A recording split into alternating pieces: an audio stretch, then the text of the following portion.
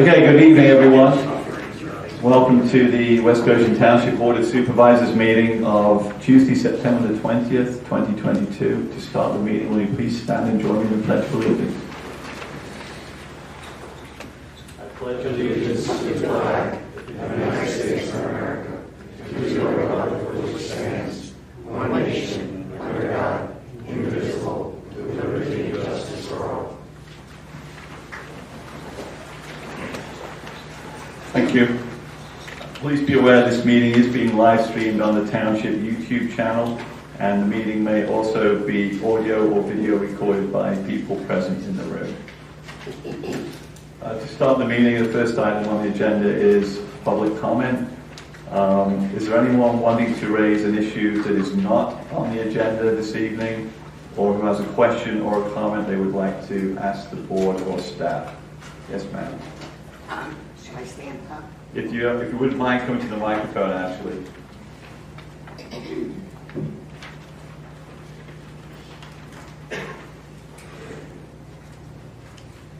My name is Deborah Harper, and I live at 907 Greystone Drive. I actually have two questions. And the first one, the deer population. Is the township have any plans about controlling this? I have seen deer at dusk running down Montgomery Avenue by Henderson High School. I mean, it really is getting to be like a public safety, plus property damage. That I've lived at my residence for 34 years, and I've never experienced the amount of damage that is being done today. Trees, tree barks. I planted a new tree. I don't know if it's going to be saved. I spent $650 for the tree. There's just so many. A neighbor of mine saw a coyote in her backyard. I know that we've done a lot of development, which is fine, but all the wildlife has nowhere to go, and has the township made considerations of that? Second thing is along Goshen Road, if you're heading away from the hospital and you're going towards Phoenixville Pike, there's a curve. There is no place to walk, and people walk that corridor all the time. And you don't see people until you're on top of them. We have massive trucks that go down there. If it's dark and they're in dark clothing, if there could be some kind of provision made for an area for them to walk, because there is at one point, but then when you get around the curve, there is nothing. They have no other option but to walk in the street. Except the buses run there, they run at night. It's just the public safety. We get more and more people into the township, and more people are walking. So they're just the two issues that I have. Where did you say, which road? Phoenixville Pike and Green? It's Goshen Road. Yeah, where you come up to the light. I mean, when I first moved there, it was a four-way stop sign. And there probably should be a turning lane for that light also, because the traffic gets so bad. And now with that huge development that went in, we have even more people on the road. So, that's it. Is that West Goshen Road? No, state highway.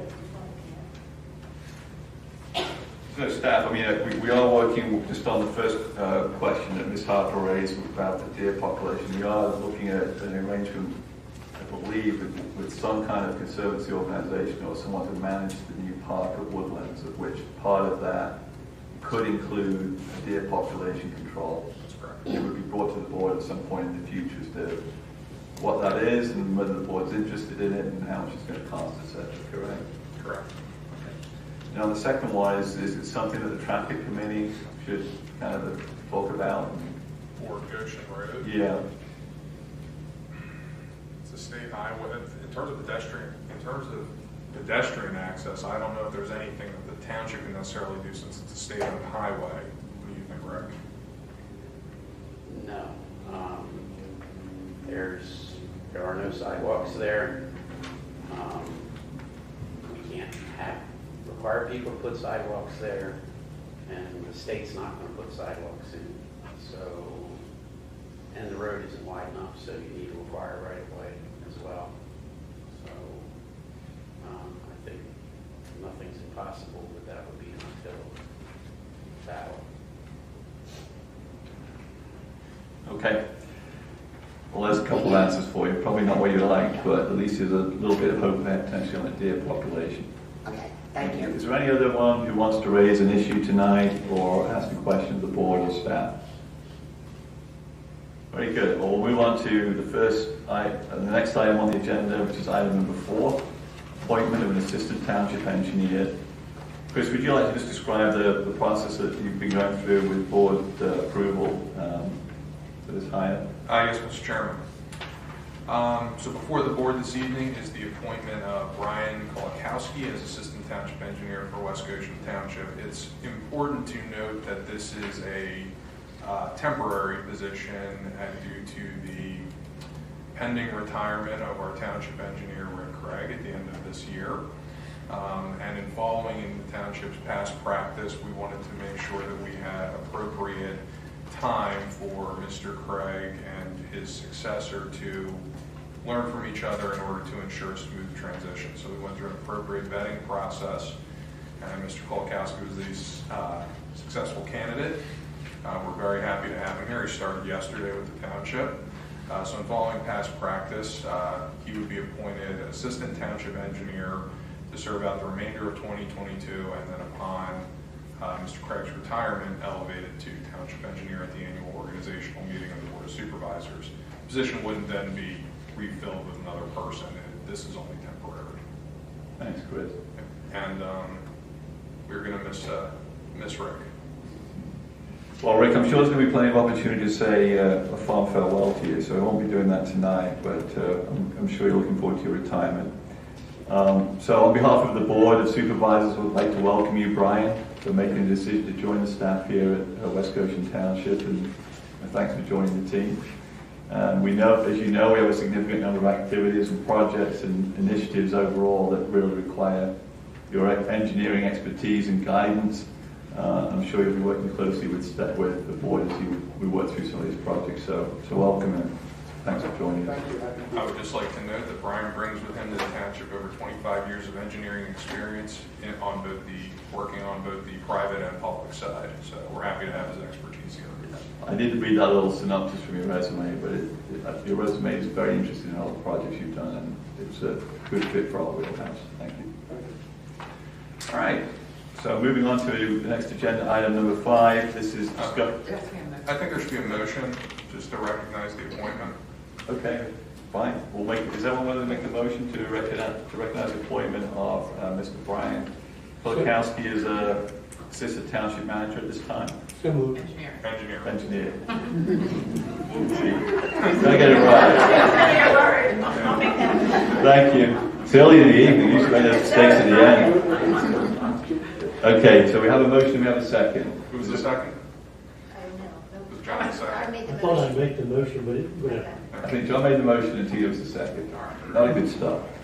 All right, is there any other board comments or questions on the motion? Is there any public comment or questions? well, I just want to comment. You're very impressive resume, but if I can ask, how many years were you served as the appointed municipal engineer for Easttown Township? 4 years. 4 years. And also for the sewer authority as well, there? Sewer authority was just for this year. But I did support I supported the sewer authority for the previous 3 years. But I was the lead engineer for this year. Okay. Good deal.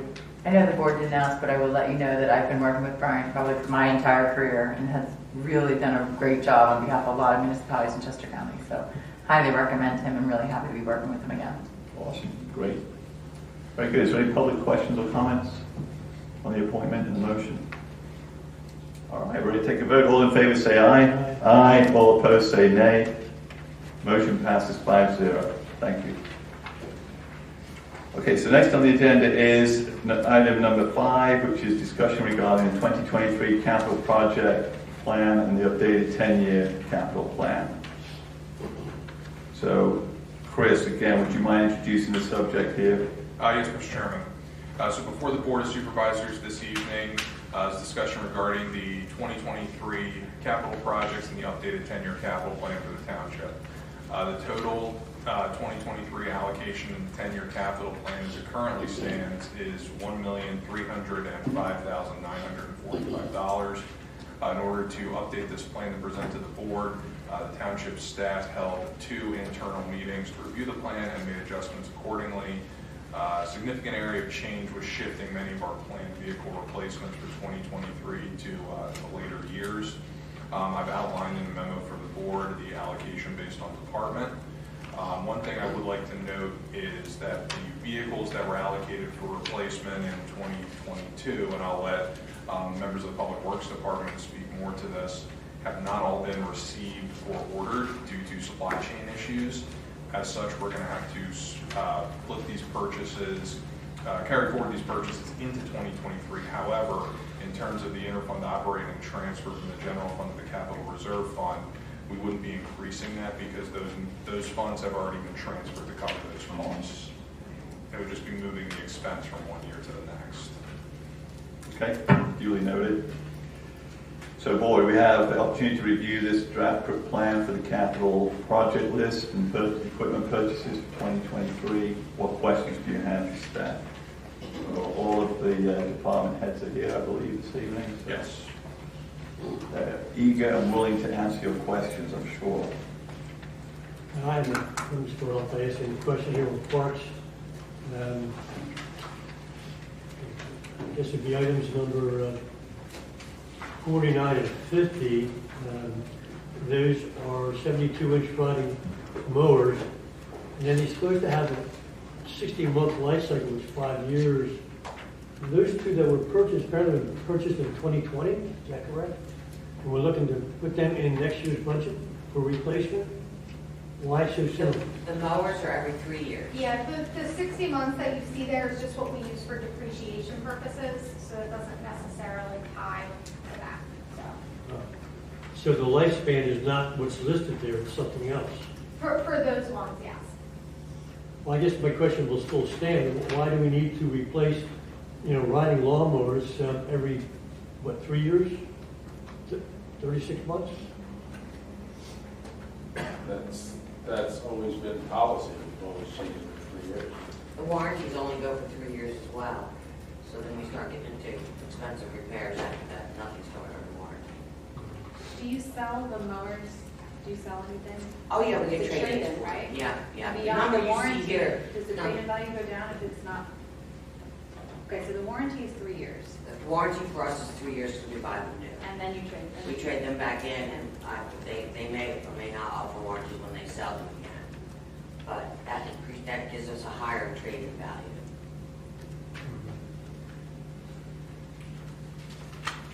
Is this an item that would be good to put on municipal? I know we had success with that with our vehicles. Is a mower something you can get a better price for than a trade-in? We could try it. Because anytime, if you put something out to bid, we could do this early. We could do it earlier in the year, whenever Doreen can figure out when the appropriate order is. The board always does have the option, if we don't like the price that we get on municipal bid, to reject the bids. Okay. We can get them under closed up. So if the trade-in value ends up being higher than what we could get on bidding, they can always reject that. Do you see more maintenance issues in the last year with the equipment? It does start to get, there's a lot of vibration, a lot of wear and tear, on and off from trailers, bouncing around. Right. And the prices of all the maintenance has gone up drastically. Okay, can we stick with parks? Are there any other board questions on the parks purchases plan? I have a couple, so does anybody else have any questions? So I have one relative to the, make sure I get it right here.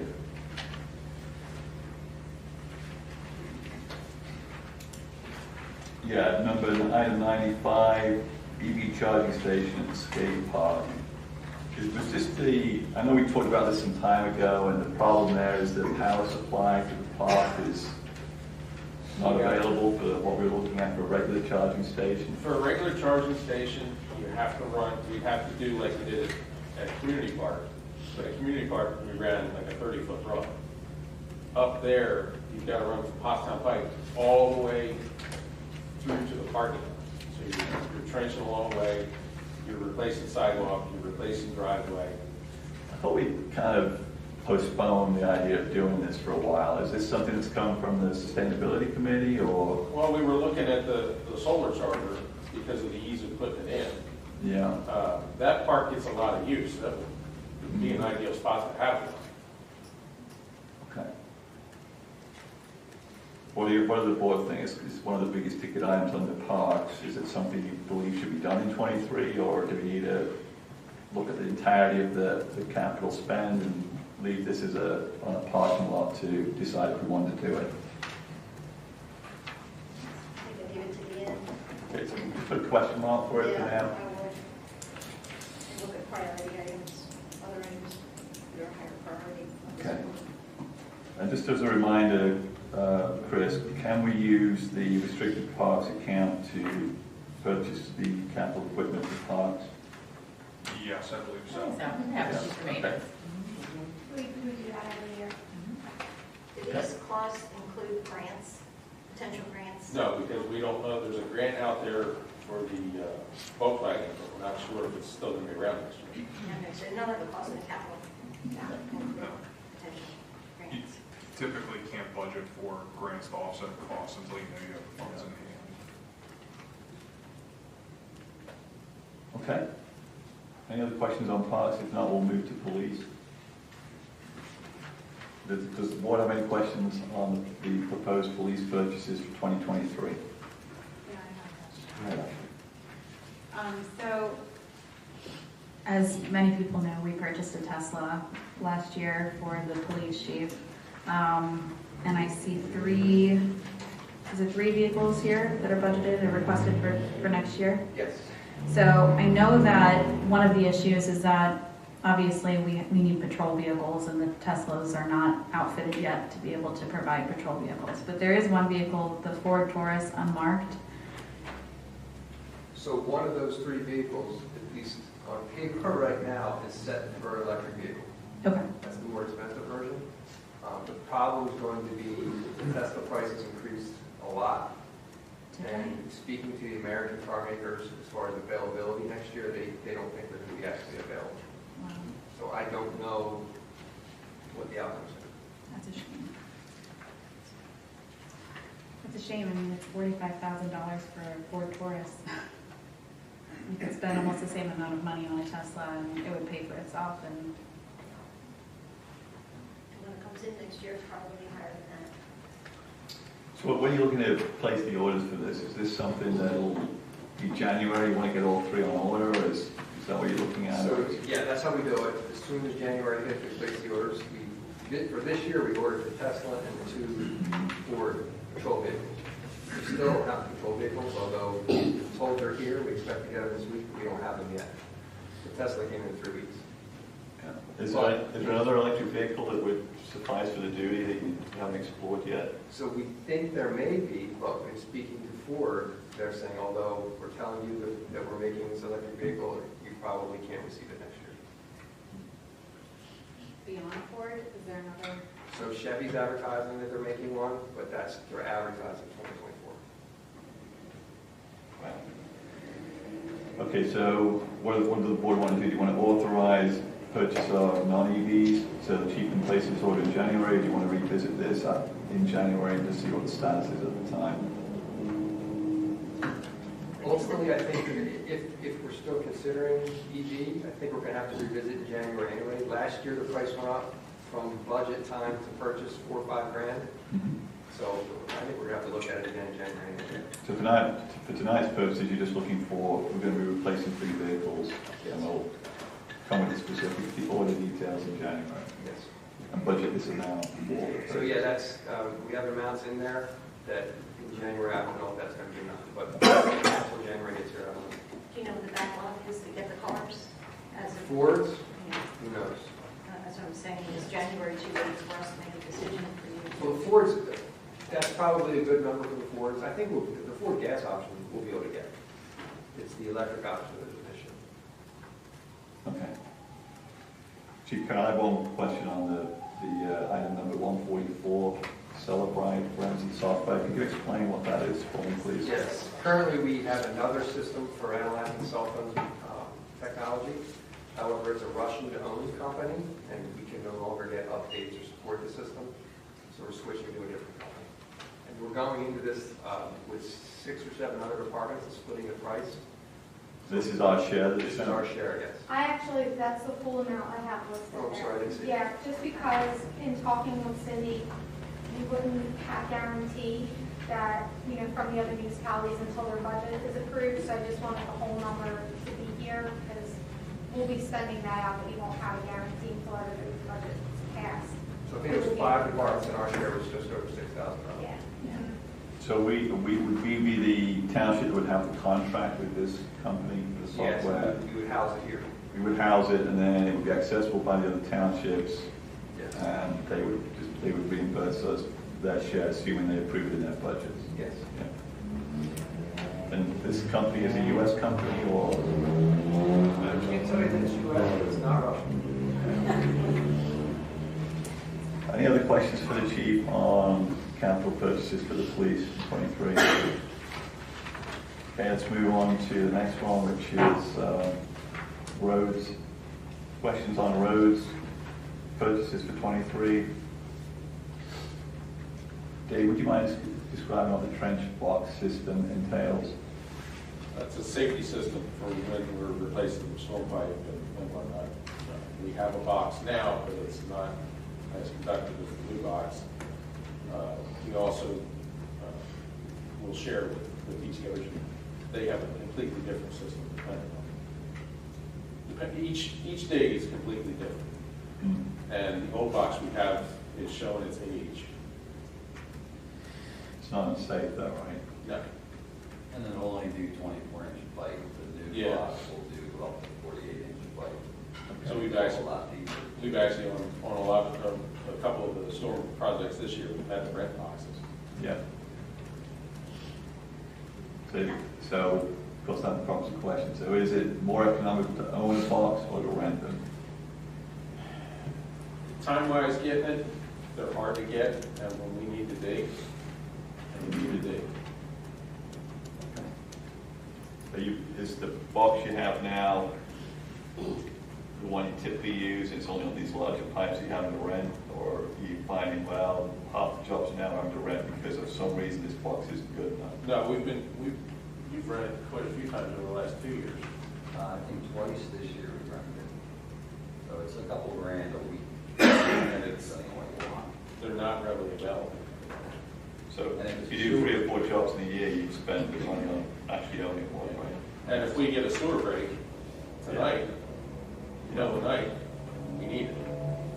Okay. Other questions for Dave, Mark on the roads? How old is our skid steer loader right now? It's a 2010 model. Okay. And you're seeing the end of the life of that now? Oh, we're just sticking to the plan. We like to get one with a water box attachment to keep the dust down. We do a lot of milling with it. So, Same question as before. Is this something we could put on municipal bid and see if we get a better price in the trade-in? I've already got a pretty good price. I think my price came in at $37,000, and we're going to stick with it for January. Just a reminder to the board that the trade-in value is to offset the capital purchase costs and not shown on this table. We have to authorize when we approve the capital budget the full purchase cost. Okay. Any other questions on roads? I have one more question. The jet machine, obviously it's the largest item you have here requested at $287,000. Is that the machine that clears out the, what is that? That's actually sewer. That's the machine that cleans the lines Oh, out. I'm sorry. When we, Okay. we looked at the video a couple Yes. months ago, that machine actually goes out. Oh, the jet. If a resident calls with a problem, we'll send the jet truck out to make sure our line's clear. Totally clears it. Okay. Sorry about that. No problem. Okay, so no other questions on roads. Does anyone else have another question on either sewer or the next category, which is facilities? So is it becoming more robust?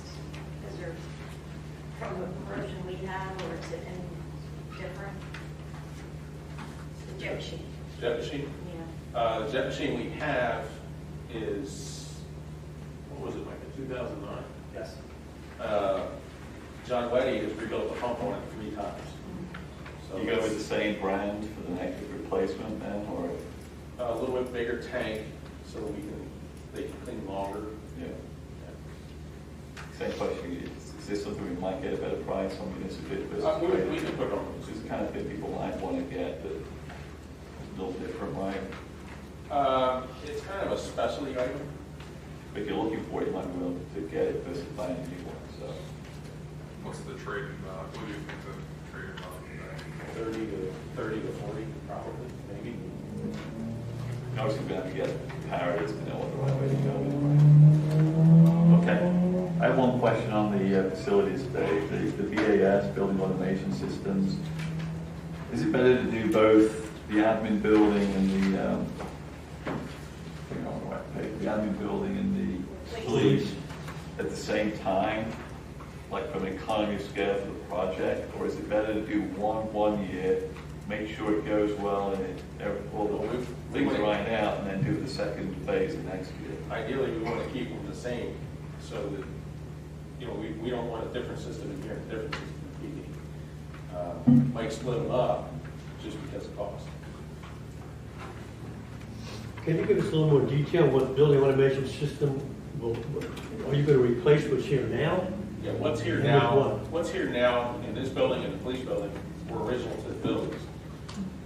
Next year, they'll be 23 years old.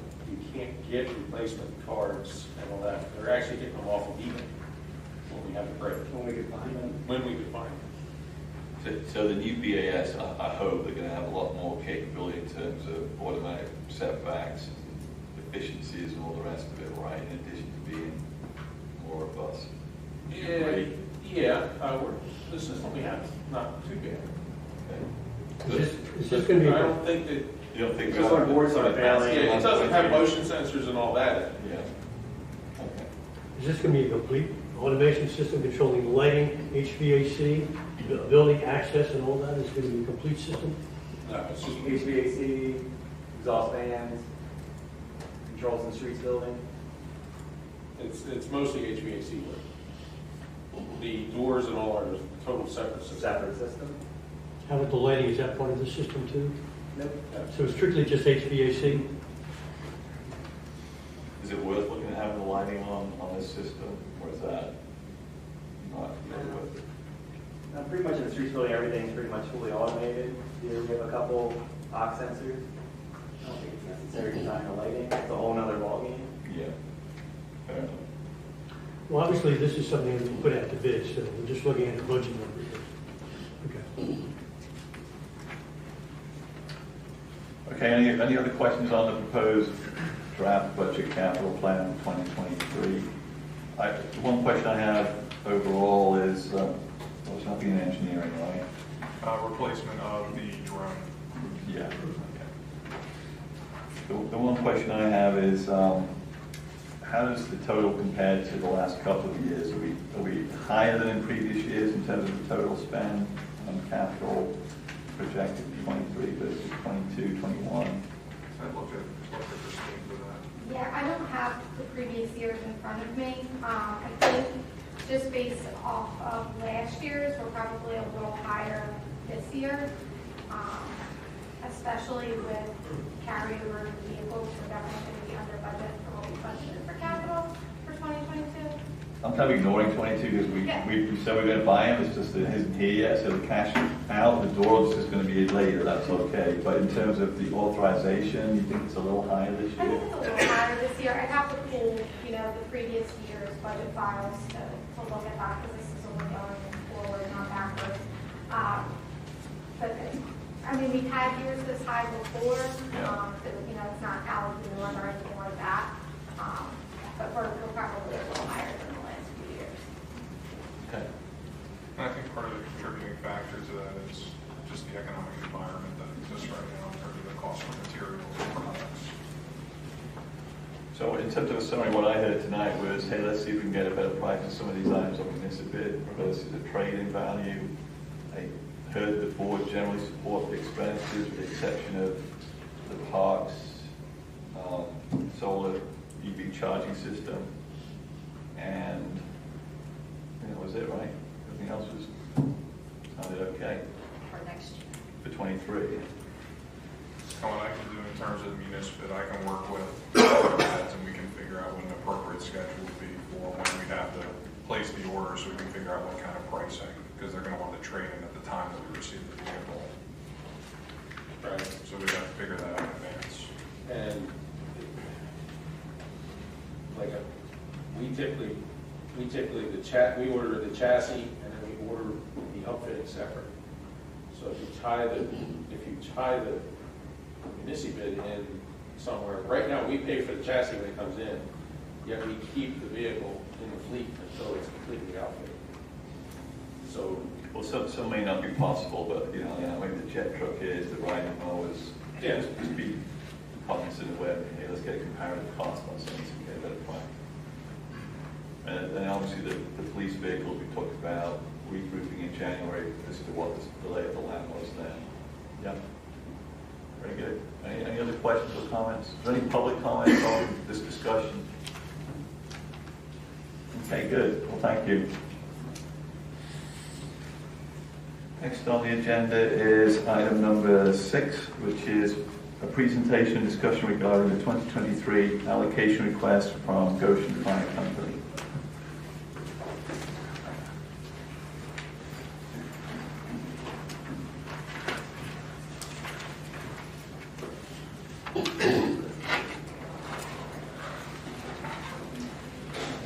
Good evening. So thanks for the time tonight.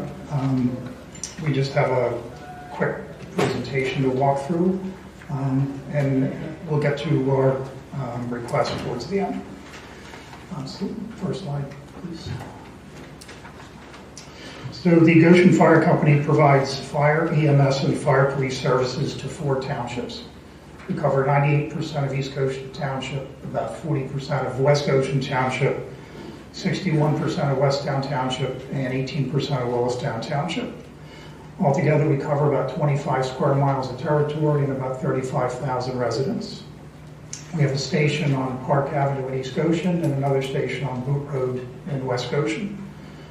We are staffed by a combination of volunteers and career firefighter EMTs and just EMTs.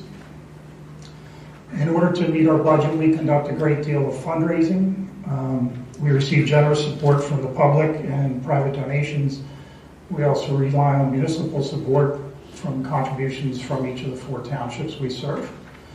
We also bill for EMS transports, and we offer ambulance service subscriptions to our residents. Next slide, please.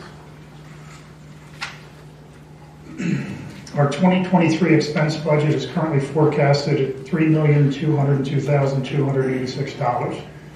This is a 7.7% increase from our 2022 year-end projection of $2,971,989. This budget increase is driven primarily by annual wage increases and higher healthcare costs for our employees, transfers that we need to make to our capital reserve funds for apparatus replacement and building projects. And just a note on that, we ordered 2 ambulances this year, probably won't be delivered until 2024. And the price increase from our previous purchase in 2019 was about 60%. So we paid $185,000 in 2019, and we're looking at about $305,000 for each for the 2 coming in. We also, as everybody has, inflationary pressure on our cost of fuel, vehicle repairs, and consumables. The 2023 income budget is currently forecasted at $3,007,413 versus the $3.2 million in expenses. So we've got a lot of work to do over the next couple of months with our budget team to close that gap. So we're going to try to have a balanced budget by the end of the year. Just a note at the bottom, In some years, our expenses have exceeded our income, and when that happens, we have to draw money from our general reserve account. Just a quick chart to show the sources of income that fund our business. Our largest income source is the MS building at about 43%. Municipal contributions come in at 30%. Fundraising and donations 13%. EMS subscriptions at 12%, and other income at 2%. Our expenses, as you can see, obviously the greatest segment is wages and benefits, 67%, followed by capital reserve funding. We fund as I mentioned before, our capital reserve accounts are funded from our operating budget. Operations are at 8%, and fleet maintenance is 5%. Fuel is included in the fleet maintenance account, but we spent our fuel budget for 2022 about the middle of July.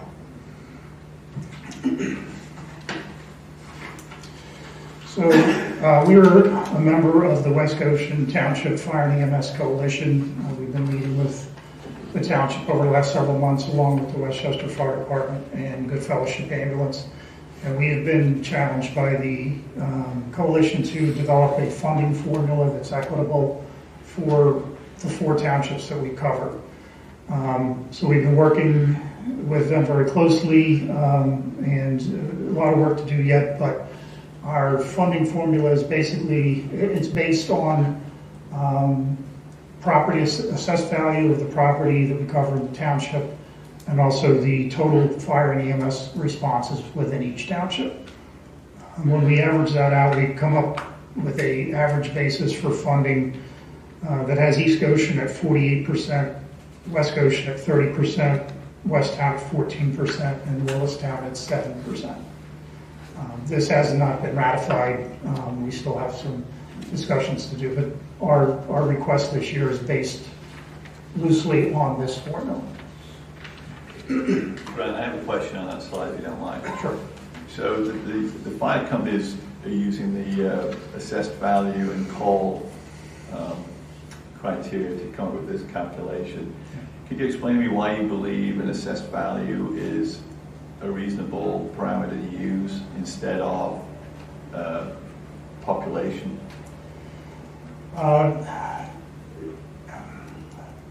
I think basically from a fire department standpoint, we're protecting the risk, the density, and a lot of that follows the population. I actually ran it both ways, and it was very similar results, population versus assessed value. The Westchester Fire Department formula also uses assessed value, and trying to keep it apples to apples when we're working with the coalition, try to sort of have similar math when we're talking about how it should be apportioned. When you say it was similar with population, was it still 30%, or was it? What was the number for West Goshen? I don't know. I can get you that information. You wouldn't mind? Sure. Curious. And just, I guess, I'd like to have some substance behind our numbers. I can pull the assessed valuation out of the county data. Population's a little squishy when it comes to, Your service area, right? Yeah, in terms of population density. So. Except for the apartments and condos and there's. I think we have a large number of apartments in our district. So that was the apportionment of the request. Now we get to the actual amount of the request. So our municipal funding request would be based on the difference between basically our income and our expenses. What we would do to look forward is to trend 2 full years of actual budget data, and then use our current year estimated budget results to forecast for the year of the request. For example, for 2023, we would trend 2020 and 2021 actual data, and then our 2022 estimated results. We're currently mid-September, so we have 8 plus 4 months of We have 8 months of actual and 4 months of projected, and that's what we're using as our request. So this will be in the contracts that you're formulating, will be divided Yes. as you're formally moving forward for a 5-year term? Yes. We do 3 years, 5 years. We discuss how long the term would be. So for 2023, the difference between our income and expense is $1,094,394.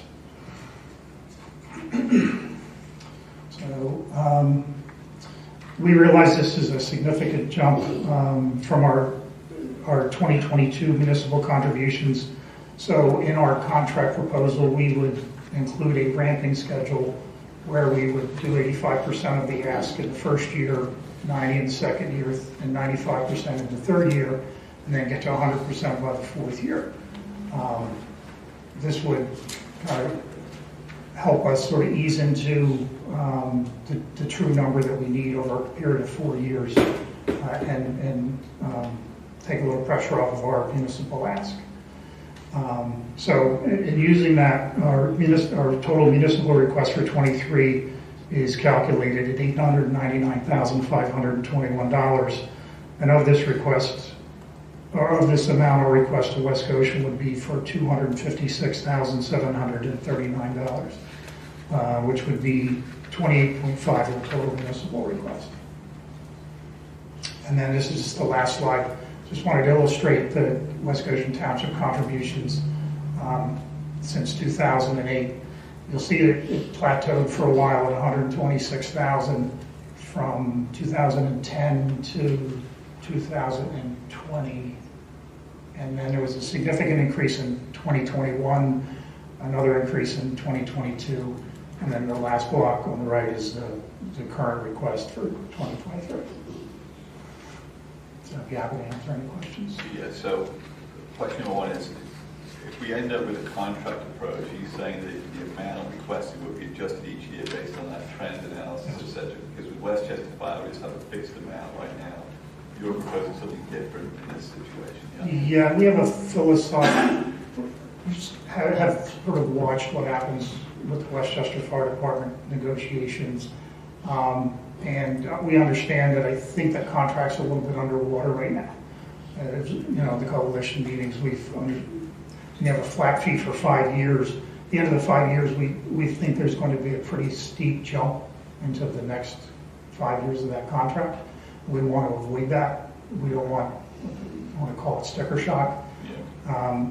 And we want to, not that I expect our budget would go down, but if we have a favorable year, that translates into a favorability also for the townships and their contributions. We would work directly with the coalition. Our books are open. Everybody can ask questions, how we spend our money, how we do our fundraising, all those sorts of things. And we could have a conversation about what the number would be for the next year. So does this include the inflation consideration, also numbers, percentages per year? Yeah. And like I said, this is September. Just like the township, we're starting to work on our budget. Numbers will move around for the next couple of months, but we're very confident in this number in terms of what we're going to need. So for the contract, once it's formulated for the 3 or 5 year term, when are you anticipating this starting in 23? So this number would be, along with the other municipalities, would be as part of the contract, or are you looking at 24? I think at the rate we're going, the contract will be enforced for 24. Okay. I don't know that we'll have everything baked by the end of this year for 23. Right, if we just look at these numbers here, that basically we see a big jump from the 2020 time frame to 2023's ask. So, it's more than double there. Can we go back to that sources of revenue Sure. pie chart, Rick, if you don't mind? Is it basically that as these costs have, obviously whether it's loaded on you or changed, or inflation situation, cost of equipment, etc., has really drastically changed? Is it that the municipality contributions is the only biggest swing way of managing the balancing of your revenues and expenses, and the EMS billing and subscriptions is flat, and you're not able to really gain from those? To a certain extent. So EMS billing, is a function of our call volume. Our call volume's up this year, so our EMS billing is up this year. But as you know, EMS billing only gets a portion of the cost of delivering the service. So EMS billing does go up as calls go up. Where we see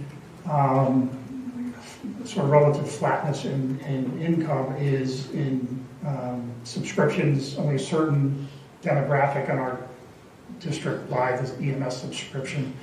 Fundraising is generally flat. Our fair makes the same thing every year.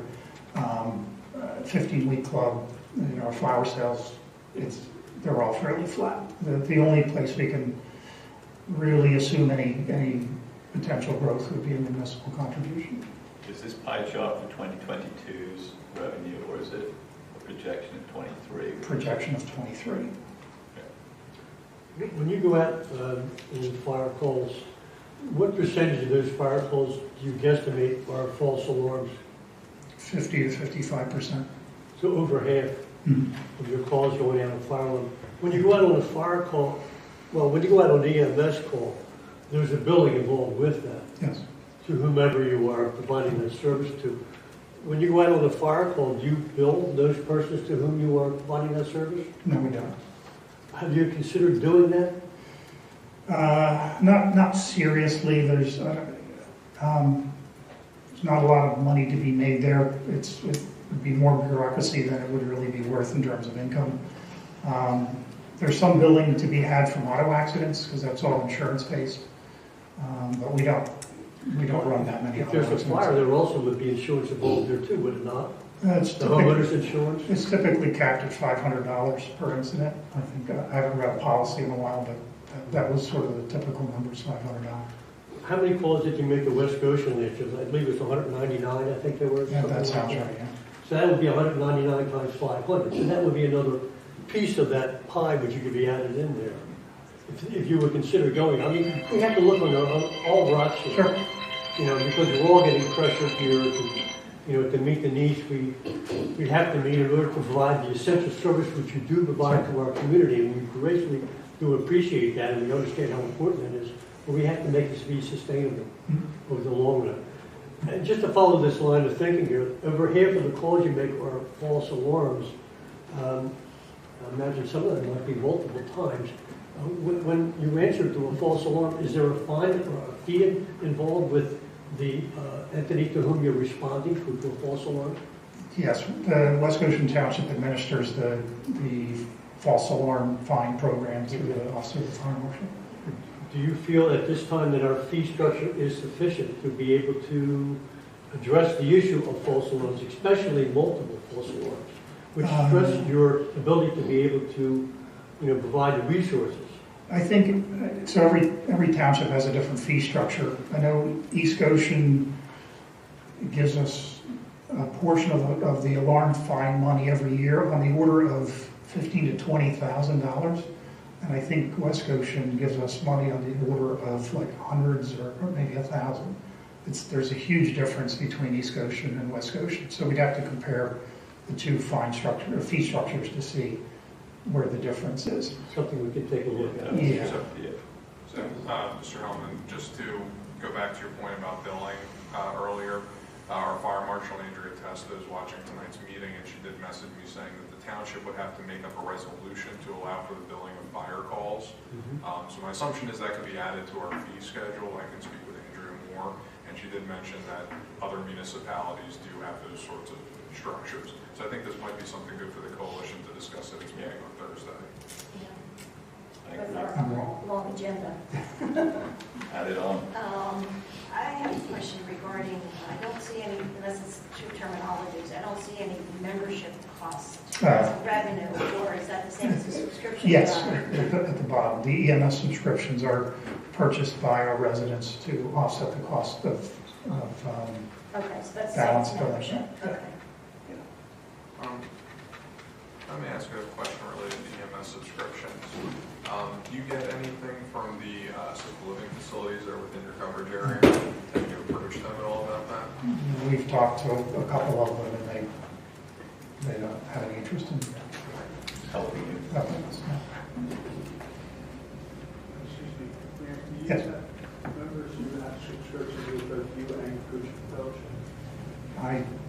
of that. We have to compare lists to see who, Is your territory very defined? Yeah. You share with Goodfellow? we have a very defined district as Good Fellowship does, but if we respond into Good Fellowship's district or if they respond into ours, we have reciprocity agreements in place. Other questions for Brian, from either the board or anyone here? Grant, do you have opportunities to expand your fundraising to other events in addition to the fair, which could compare to the fair? So the fair is a huge number of man hours. It's a year-round body of work for a few people, and then it's a lot of work for a lot of people for that week. We do the 50-week club, we do flower sales, we do a number of things, and we worry a little bit about fatigue, in terms of, overwhelming our residents with mailings and different things. We're afraid that our envelopes will start ending up in the trash. Do you still do the breakfasts and weddings and things? So the hall has been reopened, and we are actually seeing an uptick in rentals. Unfortunately, hall rentals are anywhere from 0.5% to 1% of our income, but we're running it now. And then we're having our first breakfast since COVID this Sunday morning. That's actually one of the items on the coalition agenda. One of the things that came up is what we were saying, that raffles periodically through the year is a good fundraiser because it's less need for volunteers' time. It can be promoted and managed nearly entirely through social media, free of charge.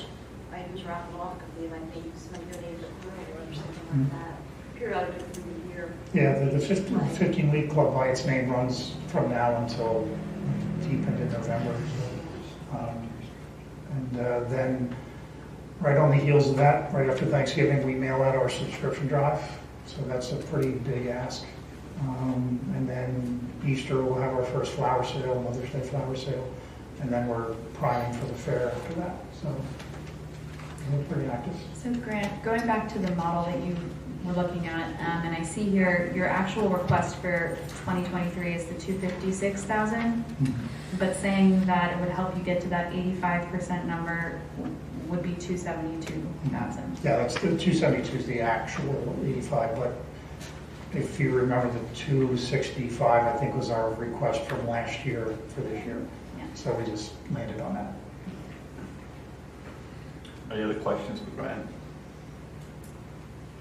So I'm looking for so just to summarize that, you presented your proposal here, you gave the background, the summary of your revenues and expenses, and your ask to West Goshen for 2023 is $256,739. So is the board supportive of having Christine put that as our number in the preliminary budget that she's preparing? I would support I would support that. I would support it. Very good. So Chris, if you could tell Christine to put the request in as a preliminary budget number for Goshen Plan. Thank you, Grant. Appreciate your time. Thank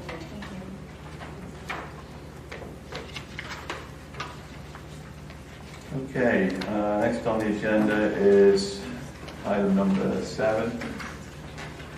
Presentation of a conceptual design plan for development of the Sunoco Pipeline LP property on the east side of Boot Road, south of the PA Route 202 North Ramp for a self-storage facility. I'm just going to look at our memo here from Chris to the board. So it's a presentation tonight from Nolan Capital, LLC. The prospective applicant is proposing to construct an easy self-storage facility on property currently owned by Sunoco Pipeline, as described where the parcel is located. It's in a R3 residential zoning district and was previously a site of an approved independent living facility that was subsequently abandoned when Sunoco acquired the property. This concept that's being presented tonight was reviewed at the August 9th, 2022 meeting of our Planning Commission. Discussion topics at that meeting included access to the site, screening, stormwater management and traffic. Neighbors from the abutting development in East Goshen Township were invited, as well as representatives from Goshen Fire Company were in attendance. and we're generally supportive of the proposal. Some members of the Planning Commission noted concerns, including this type of use in a residential district, outlining the general residential character along Good Road. However, at the conclusion of the discussion, the majority of the Planning Commission was generally supportive of this concept. In reviewing the project site, the Township manager identified the other self-storage facilities located or in or under review in the land development process. And there are 6 locations that were listed in the memo to the board. I note here that all of them were in either the I-1 or I-2 in light industrial campus, light industrial districts, or the commercial districts. So the self-storage use is currently not permitted in the R3 residential zoning district, either by right use, special exception, or conditional use. And if the board is amenable to the proposal, the zoning ordinance would need to be amended to permit this use. Very good. So we have with us representatives from Nolan Capital, and we have Mr. Rao from the local solicitor's office. You're representing Nolan, right? I'm here on behalf of the Nolan family and their entities, yes. Okay, I'm going to turn it over to you for the presentation then. Sure, and we thank the board for having us tonight. We know you have a packed agenda, and we've been asked to keep it brief, and we'll do that. We also know that there was some board membership in the audience during the PC review, and so we don't want to go over everything ad nauseum, but we do want the full board and in a public meeting to see the nature of our concept, in particular how when you compare it to uses that are permitted today on the site, specifically independent living, and you had an approval for 114 units of an independent living facility a few years ago on that site before Sunoco acquired it. We do want to show you how a fully enclosed mini warehouse or storage facility differs in terms of very low traffic counts. In this case, we have an eye on trying to ameliorate what is currently unmitigated stormwater coming off of 202, which affects some of the residential neighbors negatively, as well as the fire company. At the Planning Commission, we did hear quite a bit of community support, as well as strong fire company support for this proposal. So if the board would like, we'll run through the PowerPoint. And our goal is, we have internally been working with our consultants on an analysis and a draft ordinance that if the board would like us to take that next step, what we would do after tonight with your authorization is we would turn that draft over to staff so your solicitors and engineers can give it a look and provide us with feedback, and then we would eventually report back to the board on what we would hope would be kind of a final clean amendment proposal. But tonight we've got the overview, and then what we'd like to do is provide a draft ordinance after tonight. So I will turn it over to Bill and Will Nolan for a little bit about Nolan Capital and the overview of the site. And we also have Brian Seidel, our planner, and John Anderson, our engineer. Chris Williams is our traffic engineer. He could not be here tonight, but he has already been preliminarily working at the PennDOT level on a scope in terms of HOP type of access. So, Will and Bill.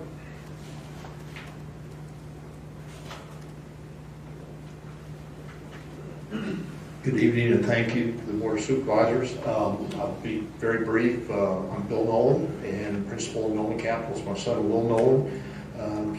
Since before our first presentation several weeks ago, we've been very involved with various stakeholders in the community, giving a concept design and presentation that you're going to see tonight.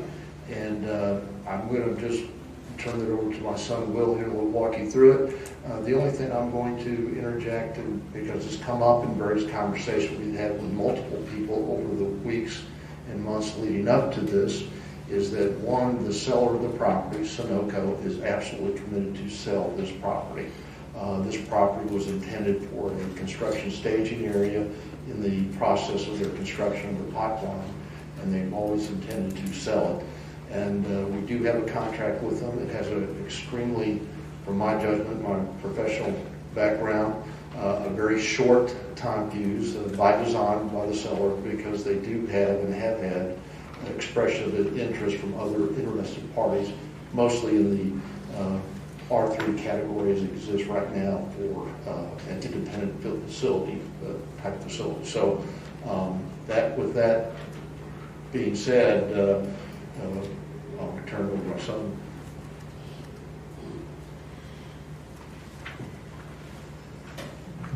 Good evening. My name is Will Nolan, and I'll start running through the PowerPoint presentation here.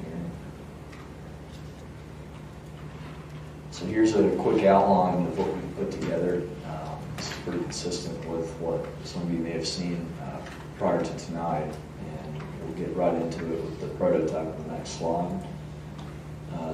This development you're about to see was constructed in 2019 in Warrington Township. It's our most recent completed project.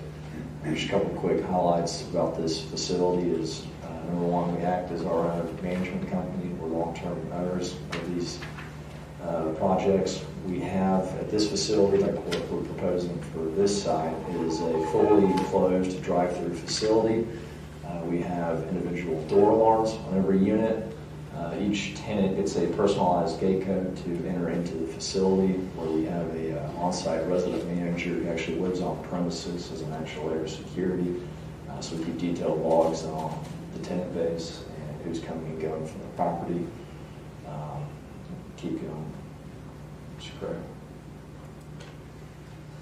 So here's a quick snapshot of what has been previously approved for this site versus what we are proposing. What we've taken here is a part of their plans that were part of their plan package, and done an overlay with our site plan concept. And at the bottom of your screen, you'll see a comparison on the area of disturbances, both listed. Number one, the Traditions Independent Living Facility. Number two, us, the self-storage facility. We've depicted the amount of 6 acres of disturbance for the independent living facility, which is approximately 91.2% of the property, and we are proposing an approximate 39.8% of the property. So you'll see there, our property is in green and the Traditions is in red. So continue, please. So here's the site plan, and not much to really say about it besides there's a circular traffic. You'll see our office located there on the bottom left corner of the building, as well as the parking. And that's where the customers would enter into the building and enter in their gate code upon leaving the facility, and that'll be one-way traffic exiting back there onto the road. Well, that's a second iteration, isn't it, after meeting with the neighbors, the parking was moved? That's correct. So just to clarify any confusion, we've had a couple versions of this site plan. Our initial concept had the office on the right side of the property, as well as the parking with counterclockwise motion of traffic. We've redesigned that to enter into the left of the property and have a clockwise form of traffic, keep the activity further away from the neighbors there.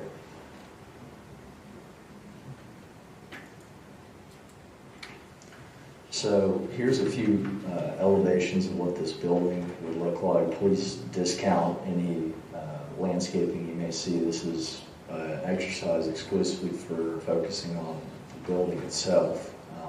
This was a similar concept, as I mentioned, to the one in Warrington Township. You'll see on the top of the screen, that's a view from the road looking towards our building. On the bottom portion is looking back towards, from the neighborhood towards our building. Again, discounting any landscaping. If you go to the next slide, here's an example of the entrance into the facility with on the bottom part of this screen, you'll see the office there with parking on the right-hand side of the building, the entrance in the middle. Then on the upper imagery is the exit of the property. And then just put this picture in again, just to remind you what that would look like upon completion. So with that being said, I'd like to get Brian Seidel from Seidel Planning Design to discuss a little bit more about the landscaping. Good evening, Brian Seidel from Seidel Planning, landscape architect and planner. We're contacted by the Nolans to primarily and initially develop a landscape plan for the property, which is what you see here. Generally, you've seen pictures of the building itself and the facade. It's an attractive building. Landscaping that we're doing on the Boot Road side is limited to primarily foundation plantings to accentuate the building, screening of any parking areas on the outside of the building. But the primary focus for this is, and the direction from Nolan's was to screen the residential areas. So the bulk of the landscaping that we're really seeing on this plan here is at the rear of the property. To take it a step further, we went out, we obtained permission from the closest residential property owners behind the development, proposed development. We got their permission to go out to their properties, to be in the backyard, take pictures and see what the visual impact is existing there today and what the potential visual impact would be going forward. We also worked and Nolan's developed a 3D models of the site and visualized and created renderings basically from those residential areas to identify what the potential visual impact would be. So if we can go to the next slide. In addition to developing the models to screen any potential views from the residential areas, we went out and identified in the nursery some very large existing evergreen trees. So the intent behind the building is to provide these large evergreens that we're showing here that range between 24 and 32 feet in height. The intention is to provide this as an additional layer of screening and buffering. So they're not 8-foot trees that have the potential to grow to 30 feet. The intention is to provide these very large trees. And next slide. So the renderings and graphics that we're going to show are basically from these 3 properties directly behind the facility at 102, 104, and 106 Culbertson Drive. Next slide. The first view is from 1202 Culbertson Drive. This is the property that, in my opinion, has the most open view. This is from their backyard. This is the current view as it exists today. If you look out, you can see the traffic intersection on Boot Road, or I'm sorry, the traffic signal on Boot Road. And this is an existing photograph that we took. The next view is going to be the proposed view, and to provide kind of a worst case scenario. We basically took all of the foliage off the trees, looked at it from a winter condition when there would be no foliage on any of the vegetation.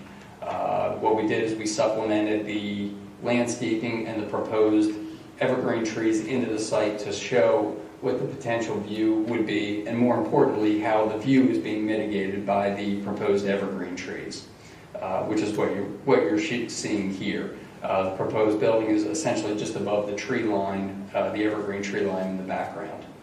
Next slide, please. The next view is from 1204 Culbertson. Essentially from their driveway would be from the right of their property. Next slide, please. And again, proposed condition. So the larger deciduous trees that are in this rendering are essentially on the subject property or on the property line. It would be the intent to preserve those. But again, this is showing worst case scenario. If all of the trees had no foliage, this would be what would be provided. And again, the proposed building just above those evergreen trees in the tree line. Next slide. And the last rendering here is from 1206 Culbertson. Again, you can see the dense existing vegetation in the backyard in this location. If we go to the next slide, again, proposed conditions, assuming no vegetation, still with the evergreen trees that are being provided there, provides a good screening of the proposed building in this location. Next slide. All right, I believe that was it for me. Any questions on the landscaping? I don't have any. Good. Anyone else on the board have questions? Just want to confirm, you're talking about on your draft plan here, the northwestern section of that property will not be developed at all, which will be on the other side of the structure? Correct. Looking at the landscape plan Yeah. that we provided, the dark colored area Right. is essentially the existing vegetation on the property as it exists today. The intention is to really keep the development close to Boot Road and to maintain as much of that existing vegetation as possible.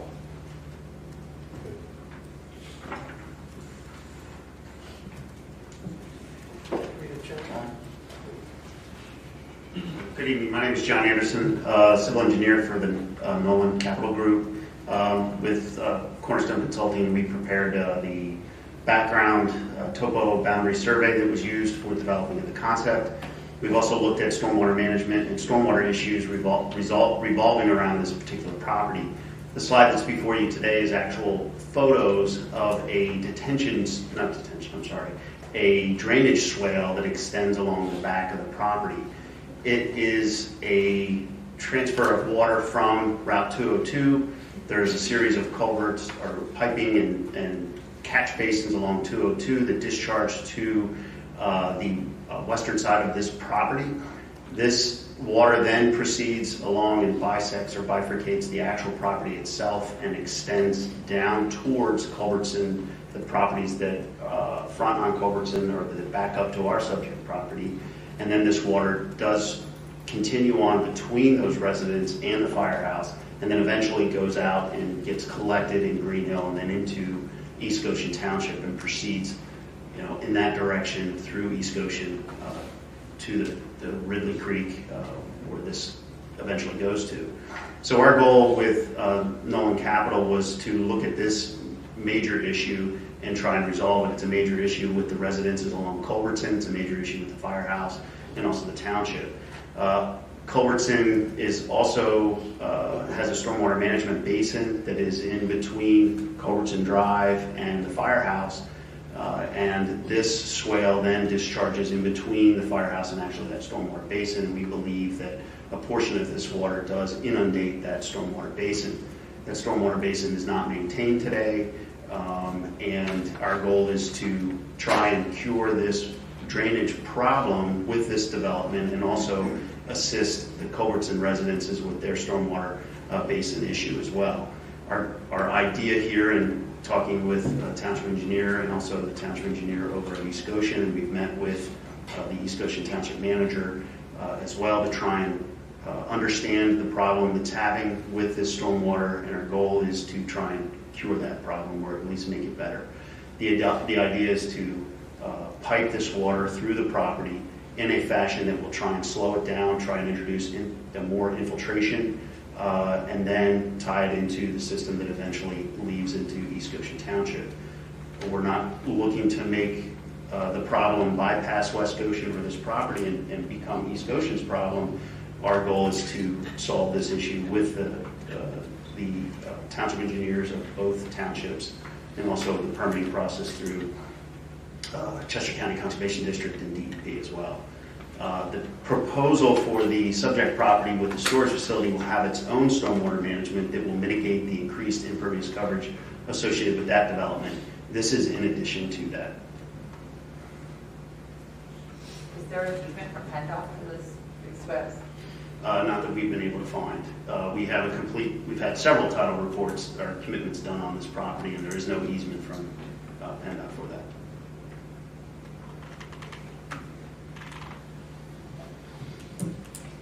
I have a question for when the tradition site, is there a proposed solution for that issue on part of their economic plan? Yes.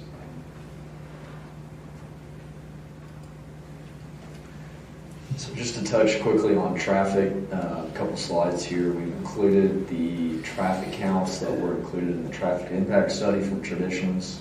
What we've highlighted here is a total daily traffic count of 396 compared to the next slide, which is our proposed self-storage at 31.07. The way we computed that number was back to a study in October of 2014. We had 4 existing properties here in the metropolitan area, all of which were stabilized over 95%. And we have, as I mentioned previously, personalized gate codes so we can keep up with who's coming and going. That's how we compute that number. And just to quickly touch on, which Andy alluded to earlier, our HOP submittal process. We've completed a scoping application. I'm jumping in here for Chris Williams, who's only able to attend, but in early September, we moved on to the second phase of that and submitting a traffic impact study to PennDOT. They have a 30-day review process, and pending any comments, we may have to submit again. If not, the next step would be to move into the design phase. Today, we don't have any comments, and so we'll know more come October. And the next slide to let Brian wrap up here with a quick planning and zoning overview. Thanks, everybody. Back as the land planner at this point. We looked at the project from the standpoint of the zoning regulations. We also looked at it from the township and county's comprehensive plans for consistency with those plans, and we've just identified a few here. Generally, the site and the proposal is consistent with the description of the US 202 corridor, described as suburban center, planned for substantial future growth with non-residential uses, consistent with the suburban landscape, described with planning principles and land use patterns that contemplate new industrial and heavy commercial uses in appropriate locations, consistent with the existing land use patterns with commercial, office, industrial, and light industrial land uses concentrated along 202 and Westchester Pike corridors. They are surrounded by residential neighborhoods. Consistent with the desired open space standards, to gain more open space in the township, properties in the R2 and R3 zoning districts could be permitted to develop, requiring 45% of the tract to be set aside as open space. Consistent with desired buffering between commercial and residential uses, the corridor that runs generally along 202 is dominated by commercial, office, and industrial uses and intended for future infill development and redevelopment of commercial, office, and industrial uses.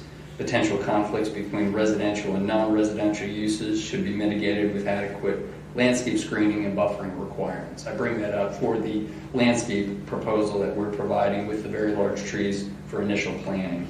And then consistent with flexible zoning objectives of the comprehensive plan, which specifically says flexible and appropriate zoning regulations accommodate a range of development opportunities. Modernizing zoning regulations is key to allowing proactive responses to rapidly changing market trends.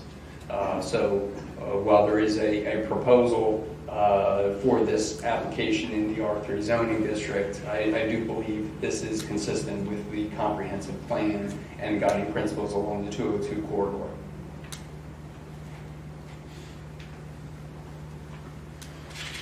And just to sort of wrap it up and then answer any questions. So as you go through Brian's summary of that slide on the planning issues, again, we have a draft that we would like to submit to the township for your review. We've signed a reimbursement agreement, so we'll pay for the consultant reviews, and we're interested in their reflection.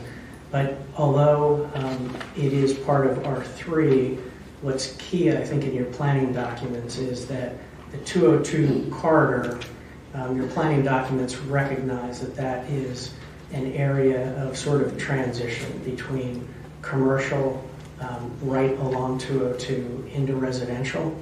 And so one of the things you'll see in our proposal is that in R3, it would not open up the entire township R3 zone, but instead with performance criteria, you would have to have a property of a certain size that abuts a limited access state highway, like 202 or 322, and also abutting a second state road. So basically what we're trying to do by design is to keep something like this along the 202 corridor. If it's at 5 acres, what we have found in our design, and we'll share that with staff, is that it would not apply just to our property. It would apply to several others potentially, but all hard along 202 so that you're not interfering with the deeper portions of R3 or any other residential zone that's purely residential in nature. So that is our summary. We're happy to answer questions. Again, we've worked with the neighbors, we've worked with the fire company, and we'd like to get the stage to having the township review our actual draft ordinance proposal.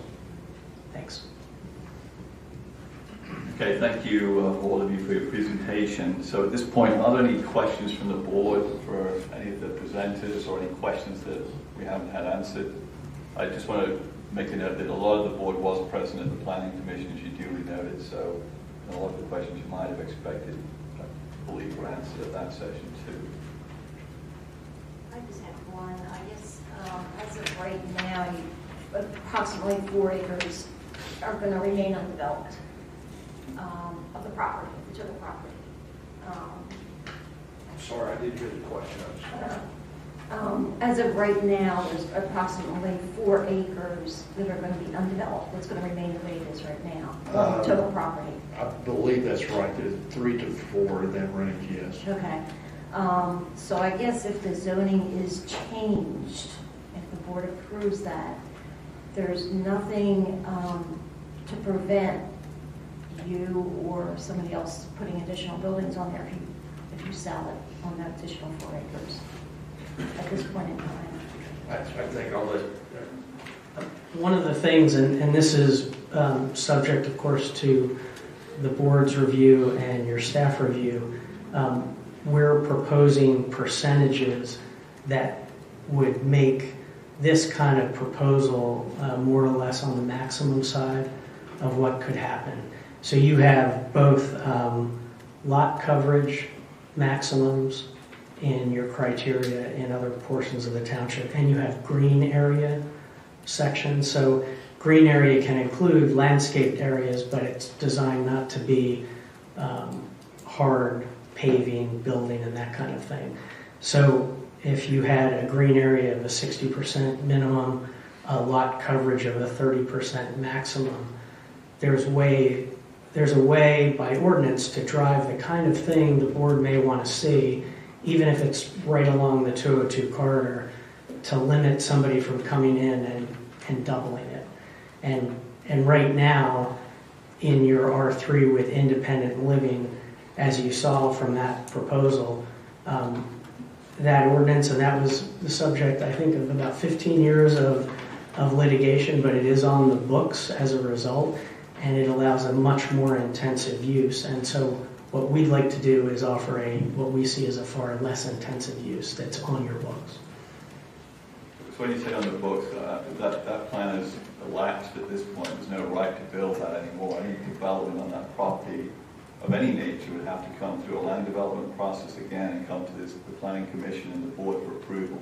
Yeah, when I say on the books, your ordinance allows by conditional use independent living facilities with the criteria that basically allows what you saw in red, which is a heavily developed site. Mm-hmm. Okay. So I have a question relative to why this location. I mean, all the other properties that are self-storage in this township are in our industrial districts, our commercial districts. That's where our self-storage is today. Why did you not look at any of these other locations as an appropriate siting for easy self-storage? I can answer that. We've accumulated a certain bit of knowledge in now about 40 years we've been in the industry, and developed about over 65 properties in a 6-state area. And, this is consistent, this location, for what we think are the most important attributes. We are in a very competitive industry, and certain locations matter to us in terms of our business model. I can tell you we've looked at some of the others. In fact, I wanted to disabuse wherever the notion came. There was some mention that we should go look at one of these other sites that specifically was being considered by the township, I gather, for it. And for us, that site just would not work. It would not be a viable business model from our perspective. I'm not just going to say that others won't do it. Others do it. But in terms of our business model, we want to be long-term profitable owners, and we're not looking just to build and flip a property and sell to some other person. This is very important to us as site location. And this is consistent with some of the other sites we have in the Philadelphia metro area. Our street road property abuts residential, it's a high traffic, high volume road. The Township line road in Elkins Park, it's a high traffic, although smaller than state road, surrounded by residential. And so we do go through this very carefully when we do it. But that is for sure. We have looked at the other sites. We're very familiar with them. But for our business, for our use, this is it. So for your business, this location okay, but other locations not. So other people building self-storage have a different business approach to it. Absolutely. And I won't make a case for anyone else in the industry for sure. Yeah. There's good actors and bad actors in our industry. We've been in a long time, and we're very successful at it. But. And from a planning perspective, I think what makes this use unique, and you'll see it in our draft, is we're proposing a separate definition for a fully enclosed self-storage facility. So when you're in industrial and commercial, it may matter less to a municipality if you have 100 exterior garage doors, and when people are coming to the site, they're outside of the building, you're seeing them loading and unloading. What the Nolans do is have everybody come inside to limit the exterior use. So I would say this kind of facility isn't really a traditional industrial or commercial. It caters in part, it caters to all customers, but that residential market that wants to see something nice and know that it's climate controlled and inside. And we also would propose having as part of the definition, what makes a use like this unique is you have a required on-site manager, single residential dwelling component next to the office, so somebody is always there as part of the business model for this. So I think that's different from standard industrial and commercial. The other facilities you've developed, are they typically undeveloped sites? What are they typically zoned for, like the one in Warrington? So the Warrington one, in fact, was planned residential, and not sure why or how it happened, but there was a condominium project that was part of the planned residential zoning district, and the front portion of the property was a suburban office building, and but it was planned residential zoning. And so I believe there in that case they had to change the zoning. The one in Elkins Park is zoned a an M3, I believe it's the designation, and they did a use variance in that particular instance. It had a non-conforming use on that site prior to it, but the township was in favor, the neighbors were in favor in both instances, and they did different pathways to the same objective, looking for what the end result was. So I can't tell you it's been any two ways consistently. There's only one property in the 5 that we've done here locally that actually was a traditional industrial use, and that's the one in Philadelphia, which is at the Common Avenue interchange. But all the others had some kind of zoning mitigation or relief. Was that mitigation relief part of what you were requesting of all the municipalities where you built these facilities? Or? When there's a property that there's a mutual combined interest, the township would like to see something other than what's there. There's been a variety of different considerations, but in all instances it's where there's a meeting of the mind of the community and us. Have you ever had a situation that's equivalent to RR3 zoning, where you've lobbied for changing to permit self-storage? So,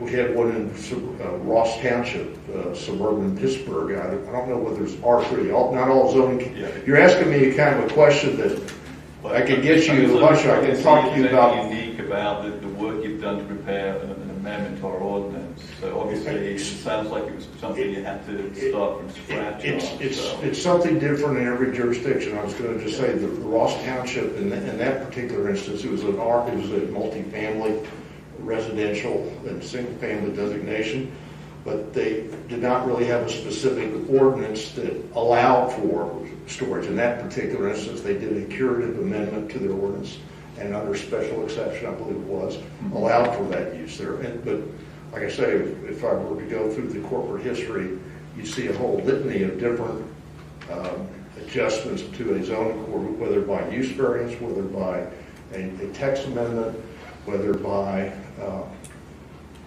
it's been something different ever in all instances, but ultimately it's because of what the township preferred to do. Okay. Is really what happened. Thank you. Any other questions from the board? If not, what I'd like to do at this point is really ask the board to share their opinions on whether or not to further consider this request to amend the R3 zoning to permit use of self-storage facilities. Well, I just have a question to ask before we go to that. Have you also considered the sound level of this particular property, considering its proximity to Route 202? I live about maybe a half a mile, maybe 3/4 of a mile from 202, and I can just say when I go out in the evening, I can hear the roar of 202 from where I live. It's not that it's that loud above maybe 40 decibels or something like that. It's certainly something that's very noticeable. Another property that I can think of in our township that got developed recently with residential housing was the old Boy Scout property up there. I believe it's on Concord Road, and that's adjacent to 202. Do you recall going out to that, Rick, and doing some sound measurements on that? Yes. What was the reading there along those properties adjacent to 202? Between 70 and 75 decibels. Between 70 and 75 decibels, and our noise ordinance limits noise to be 60 decibels at the property line. So just the fact that they were that close to 202, it exceeded our noise ordinance. To the extent that we were that much concerned on the planning commission, that we wanted our solicitor to ensure that the township not be held liable at any time in the future to have to erect any sound barriers along that 202 corridor to buffer those residential homes that would be going to be built in that area. That's my concern here for this particular property. We're going to be facing the same kind of scenario given the by right uses that are allowed by the R3 zone as it currently exists. My own feeling is I think we have to look at the situation as it is and consider each property for what it would provide to potential residents for our community. So John, are you saying you support this, looking at this further? I would support taking a look at making the changes, but I would like to ask our solicitor how that could be accomplished. I don't know if it needs to be done by making an amendment to the R3 zoning as it currently stands, or if there's some other legal mechanism that could be employed to accomplish the same thing. I think there's all kind of ways you can go about it. And I think as Mr. Nolan indicated, it really depends on the municipality and it depends on what other criteria the board is interested in seeing as far as area bulk regulations. Sounds like Mr. Brown has put a lot of effort already into drafting the ordinance, and his planner, I was really encouraged by the fact that he did a deep dive into the planning documents to see if there was support. So we would, if you were going to make an amendment, you would cite to those provisions because your zoning ordinance is supposed to be consistent with your comprehensive plan. So I would want to see what they did. There's many different ways you go about it.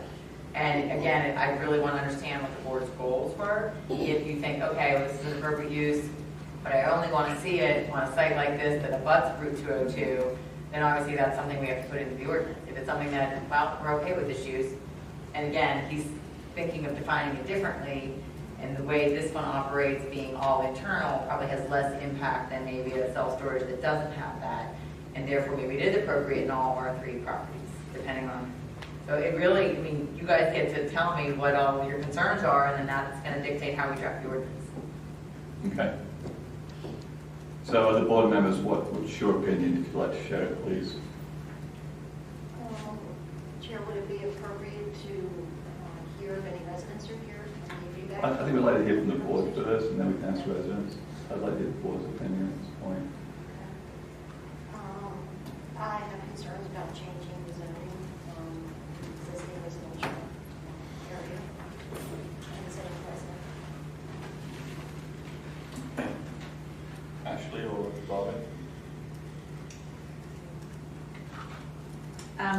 I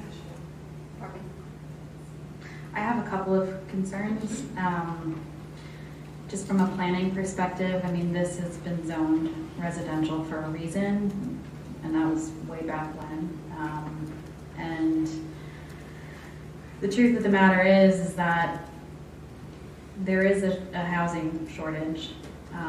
If a developer were to be interested in that plot of land to build more housing, I feel that it would be more economical for the township to actually take advantage of that and also to provide additional housing for residents in the future. The character of that area is not something that I see that a storage facility really belongs. And I really appreciate your presentations, and I've seen it quite a few times, and I do believe that you guys have something special as far as a model that you're following, and I really do appreciate that. I just don't know if this site is the right site for it.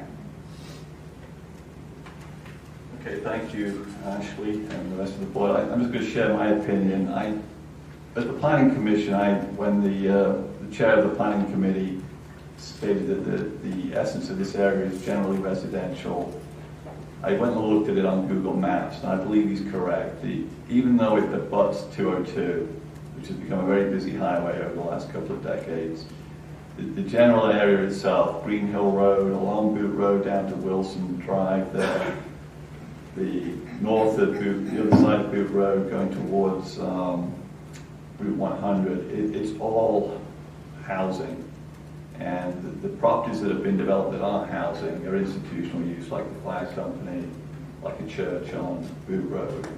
So I do think it is a residential area, and I have a problem modifying a residential zoning to allow self-storage. I hear all the ways forward on it. I just think there are probably some unintended consequences that might happen, no matter how much you try to nail it down, with the extent of R3 being then open to challenges of other people saying self-storage is possible, feasible in other locations. I hear the concern about building, residences next to 202. If you look at 202, there's all kinds of townships that are built right up to it with housing development. People need places to live. I think, continue to provide an opportunity for development for housing in this particular property is fine with me. I really support the idea of helping people find a place to live and whatever that looks like. I did remember the concerns by the fire company that were expressed relative to the previous proposal that had been put forward for the Traditions development. That was a different board, different time, different set of considerations. I personally am of the opinion that our planning committee today could initiate traffic studies, do things to work with the fire company and the board and staff to say that whatever conditional use requirements are needed for an independent living would need to ensure that the fire company had an uninhibited access, at least in one location, in and out of the property, so that would continue to meet the health and safety requirements of the community. So I think it would be a different situation in terms of any other proposal that might come forward if this does not move forward. And so for those reasons, I am opposed to amending the R3 residential zoning to permit self-storage. So at the moment, John's in favor. We've got 4 board members, I believe, who are not in favor of it. So at this point, I believe we don't expect to continue to evaluate this any further. I do second Ashley's comments about the thoroughness and the work that you've done. It's commendable. I think you've got a great model. When I look at this compared to some of the other self-storage that's going in this township, it's far and above. But I do recognize that your business model is a little different. You need a certain type of location. I heard that a lot of it involves making sure you've got the adjustments to zoning ordinances where there's a willingness in the township to provide that. I'm not hearing we have that today.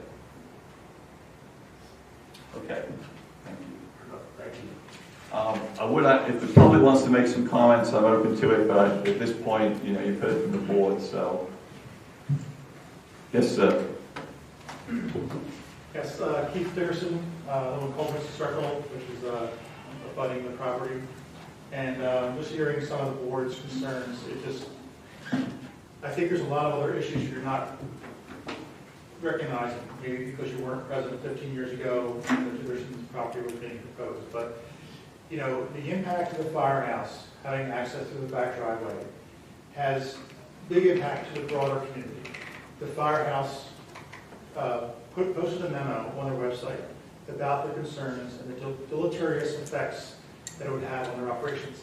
This impacts the broader community, not just the residents who have to look at the building. Furthermore, when you look at the traffic cycles, you know, almost 400, 397 I think it was, versus like 31. That's less than 10%, I think it's like closer to 8%. That intersection has been a challenging area, and I thank the board for East Goshen, whoever, or West Goshen has ever improved with the traffic lights. So there's been some incremental improvements, but that is a challenging intersection. One of the board members talked about the sound. We talked about, residential property. And a couple of board members talked about changing the zoning. Well, 15 years ago, the zoning was changed to accommodate that particular assisted living. It was supposed to be single-family homes, but the board at that time made accommodations to put in, living on that property next to 202. I think the quality of life for anyone trying to live there would be pretty poor. So while I hear your concern about residential properties, to me it seems a little bit, really, does someone want to put people right at that very busy intersection? I think that the support of the fire company about the reduced impact, the community residents who Nolan Capital has proactively approached and seems very genuine in their concern and trying to accommodate the residential buffer and visual. I think the board should consider what is coming down the road and what are all the other, as someone said, the unintended consequences. You have the ability, you have the authority to make these adjustments and changes. I would hope that you would open your thought process to see the various audiences who have a role in this. The immediate people, the recipients of the firehouse, Hershey Mill with the water, the accessible water. There's a developer making efforts to address that. I just feel that you're maybe not seeing the broader opportunity here. That and the other thing is too, I actually think the building aesthetically and architecturally, if you look at the brick and the arched windows, very much looks similar to the firehouse. To me, I think it fits very well, even aesthetically, into the community. So I would ask that the board rethink this process. Maybe you don't know the history of Traditions or this community going in there, but there was a zoning change made at that time to accommodate that, which was, so the broader community thought it didn't make sense. Over 1,000 names of a petition saying, what are you doing here? This doesn't make sense. I don't know whether you have that historic insight, but I just hope that you can see these other perspectives and take that into consideration. It sounds strange for a resident to be supporting a developer. He's usually not in my backyard, but I think this developer has shown character, concern, and reached out proactively trying to address the various concerns of different audiences, the firehouse, the residents, the broader community. I would hope that the board would take that into consideration. Thank you. Thank you for your comment. Thank you for your comments. Yes, ma'am. I'm Donna Jerome, 1205 Culbertson Circle. Sorry if you heard this before. We lived through Sunoco drilling for years, and our house is vibrated. It was hell. We have been through hell. We started going through hell with Traditions. So this Sunoco is going to sell this property, so I'm going to ask you all to have a conscience in what you put there. We have to live with it. we've been living with a nightmare for years. So Traditions was going to give 0.73 parking space for every apartment. Where do you think all those people are going to park? They're going to use our street as a parking lot. So I'm not sure why Traditions, they're saying 55 and older, only one person lives there, they don't go to work. Well, I don't know very many 50-year-old people that don't work. I don't know very many 50-year-old people that don't have a significant other, which means 2 cars per apartment. So I'm asking you to please think about what is going to go in that space. So if it's not what the Nolans are trying to put in there, because Sunoco's going to sell this. They've been soulless in this community, so they're going to sell to somebody. It's up to you to put something there that the people can live with behind there, even though we're in a different township. That's all I want to say. Thank you. Other comments? Hi, Mark Schramm, 1202 Culbertson Circle.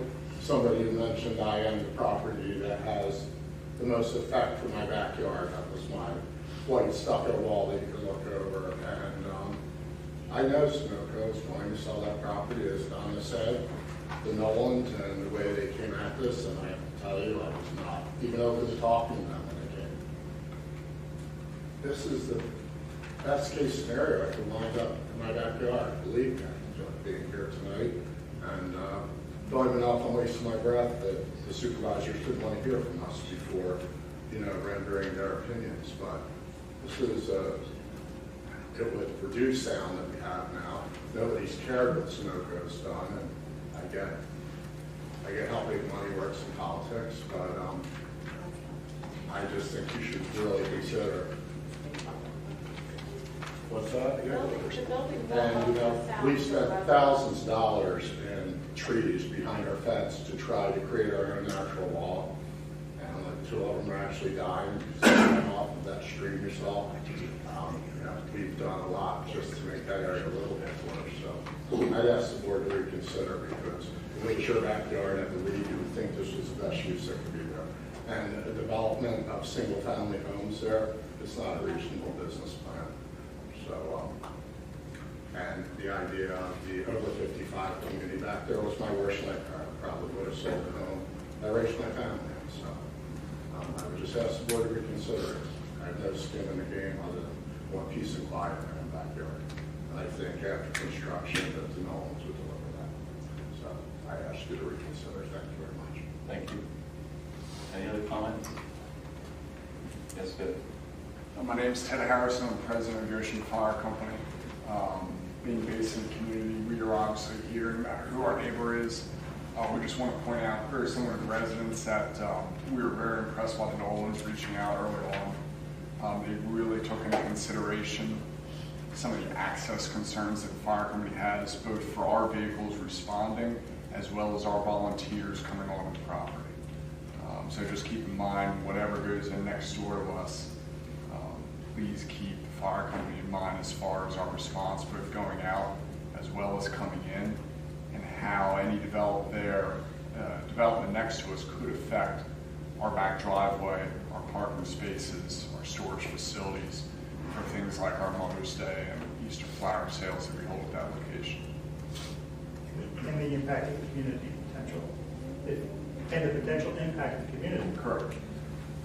Which, if you don't mind, I would like to just present this to the board, put it in the record. This is a memo from John Fulgenetti, who was the president of the fire company back in 2010, expressing the concerns. So I'll give this copy to the board. Go to the township manager, please. And I think the fire department impact is probably one of the biggest things, because it's the broader community. It's not just a few residents that bought the property. It is really, should be in the forefront of your mind, in my opinion. Thank you. Does the board have any comments after hearing the input from the residents from East Goshen? Well, I heard the same comments offered at the planning commission when the Nolan group made their presentation, and the planning commission members heard that, and there was 1 or 2 exceptions, but generally speaking, all the planning commission members also agreed that this would be a good use for that site. And I feel the same way. Yeah, I would just comment that, like I said earlier already, that whatever happens to this site, I fully expect this board will work with the fire company to determine what is needed to ensure their safe operation and ability to service the community. So I don't know what was agreed before with the previous development. All I know is this board would make sure that our planning committee, traffic studies, and working with the fire company would ensure that it's going to meet the needs of what exists today there. We're not evaluating a proposal that doesn't exist. We're evaluating whether it's right to modify our R3 zoning ordinance to accommodate a particular business proposition. I heard the board say 4-1 at this point that they did not want to consider that further. Very good. Well, thank you for that. Doug, you want to make a comment? Yes, I just wanted to ask Craig if you could provide some historical context, perspective at that time. What your thoughts were about having traditional Or interested in that? I think if you don't mind, Doug, you can just talk to Rick separately. I know it's a personal kind of comment there. Very good. So that ends agenda item number 7. We're going to move on to agenda item number 8. Looks like some people leave, so let's take a brief minute or two here.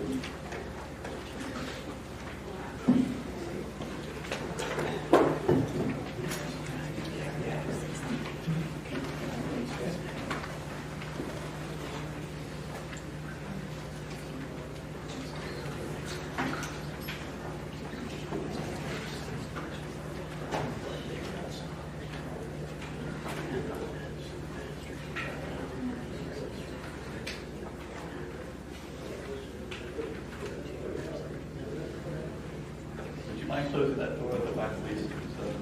Thank you.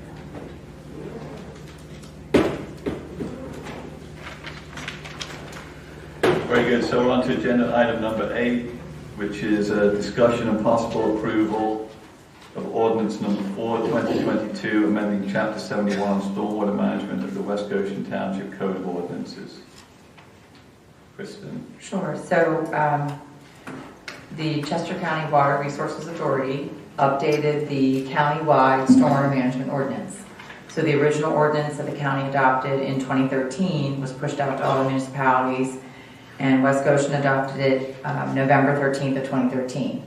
So you really didn't have a choice on that. The state law, the Stormwater Management Act, required that townships adhere to, if county-wide stormwater ordinances are adopted, you had no choice. You had to pretty much adopt that. There are some discretionary decisions that were made at the time in terms of what level of impervious cover being added to a property or what level of earth disturbance where you would trigger. At 2,000 square feet of impervious cover, it was mandatory that everybody perform stormwater management. Your ordinance at 1,000 square feet to 2,000 was allowed to do what's called a simplified approach. Anything beyond 2,000 square feet needed the full stormwater management through an engineered plan. The state, there's changes that have been made throughout, since 2013. The county, which is very nice that they did this, they took it upon themselves again, the Chester County Water Resources Authority, to update the model ordinance, and that was adopted by the county commissioners first in February. It was then sent to the DEP. The DEP required 3 changes to be made. The county commissioners then readopted the ordinance in August with those 3 changes. So what you have before you is an update to your 2013 adopted stormwater management ordinance to comply with the countywide 2022 stormwater management ordinance. There were some, I wouldn't say very many significant changes. There was ordinance, there was definitions that were added, clarifications in terms of best practices that have been learned since 2013. The biggest change is in section 706. That's an entirely new section that was not in your 2013 ordinance, which identifies, and you had 2 options. It was whether or not a landowner is required to inspect the facilities or the municipality could choose to inspect the facilities. So, and Rick can jump in if he disagrees, but I think that's really the most significant change from the 2013 ordinance in terms of just mandating now on a specified basis in terms of frequencies when these facilities need to be inspected. Yeah, I totally agree with that assessment. Early on in the process, there was also significant changes to the simplified approach, and it was severely restricted. But later on in the process, due to some comments from other other folks, such as myself, the simplified approach was restored as an option at the same level as before. So, yeah, I totally agree with Kristen. This change has much more stringent inspection requirements, and we're proposing that those inspections be done by the property owner. If for no other reason than we don't have staff to do it. We have to hire at least one person full-time to go do those inspections. So we're proposing that they be done by the property owner.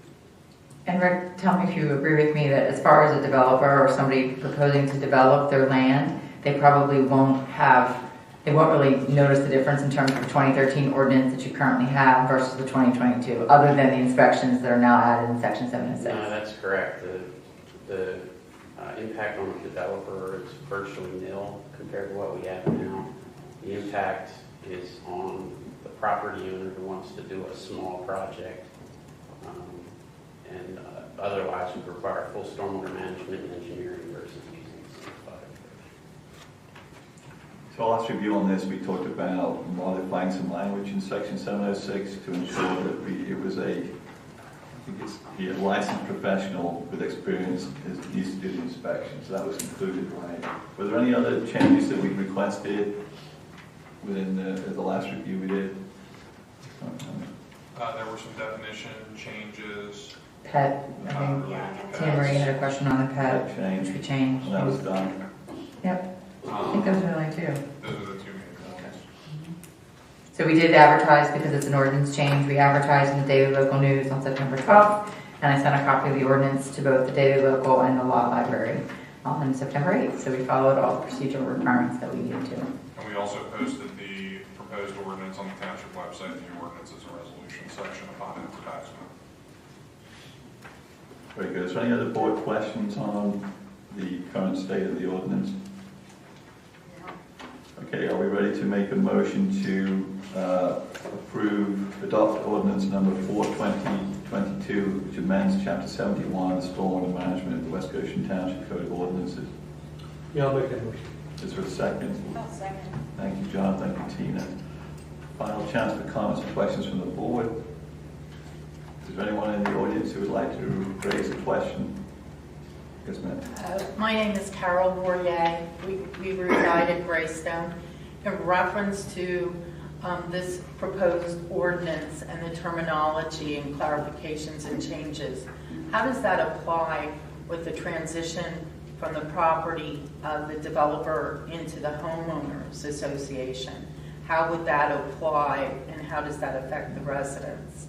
It doesn't apply to the developer because the developer had its stormwater management facilities approved when it filed its land development plan. Okay. So it's under the old ordinances, the 2013. As far as a landowner, if you, for example, go to make some improvement to your property that requires additional impervious cover or earth disturbance greater than, I believe, 2,700 square feet, you will be required to comply with the new ordinance. But again, there's not significant changes in terms of the types of facilities that you're supposed to install. It's really just in the inspection requirement. Okay, thank you. Sure. Anyone else with a question? Yeah, I have a question about the final approval of the Strand property. You were supposed to vote on that tonight, the final approval of this Strand thing? At That's going to 8:20? be on, that's going to be on the agenda on October 3rd. Is that what it is? Correct. Okay, thank you. Okay, is anyone else with a question? Okay, ready to take a vote. All in favor of the motion, approval of the motion, say aye. Aye. Aye. All opposed, say nay. Motion passes 5-0. Thank you. Agenda item number 9, discussion and possible approval of resolution number 12, 2022, designating a 25-mile-per-hour speed limit on Aram Avenue and authorizing enforcement of traffic regulations by the West Goshen Township Police Department. Chris? Yes, Mr. Chairman. So before the board this evening is resolution number 12-2022.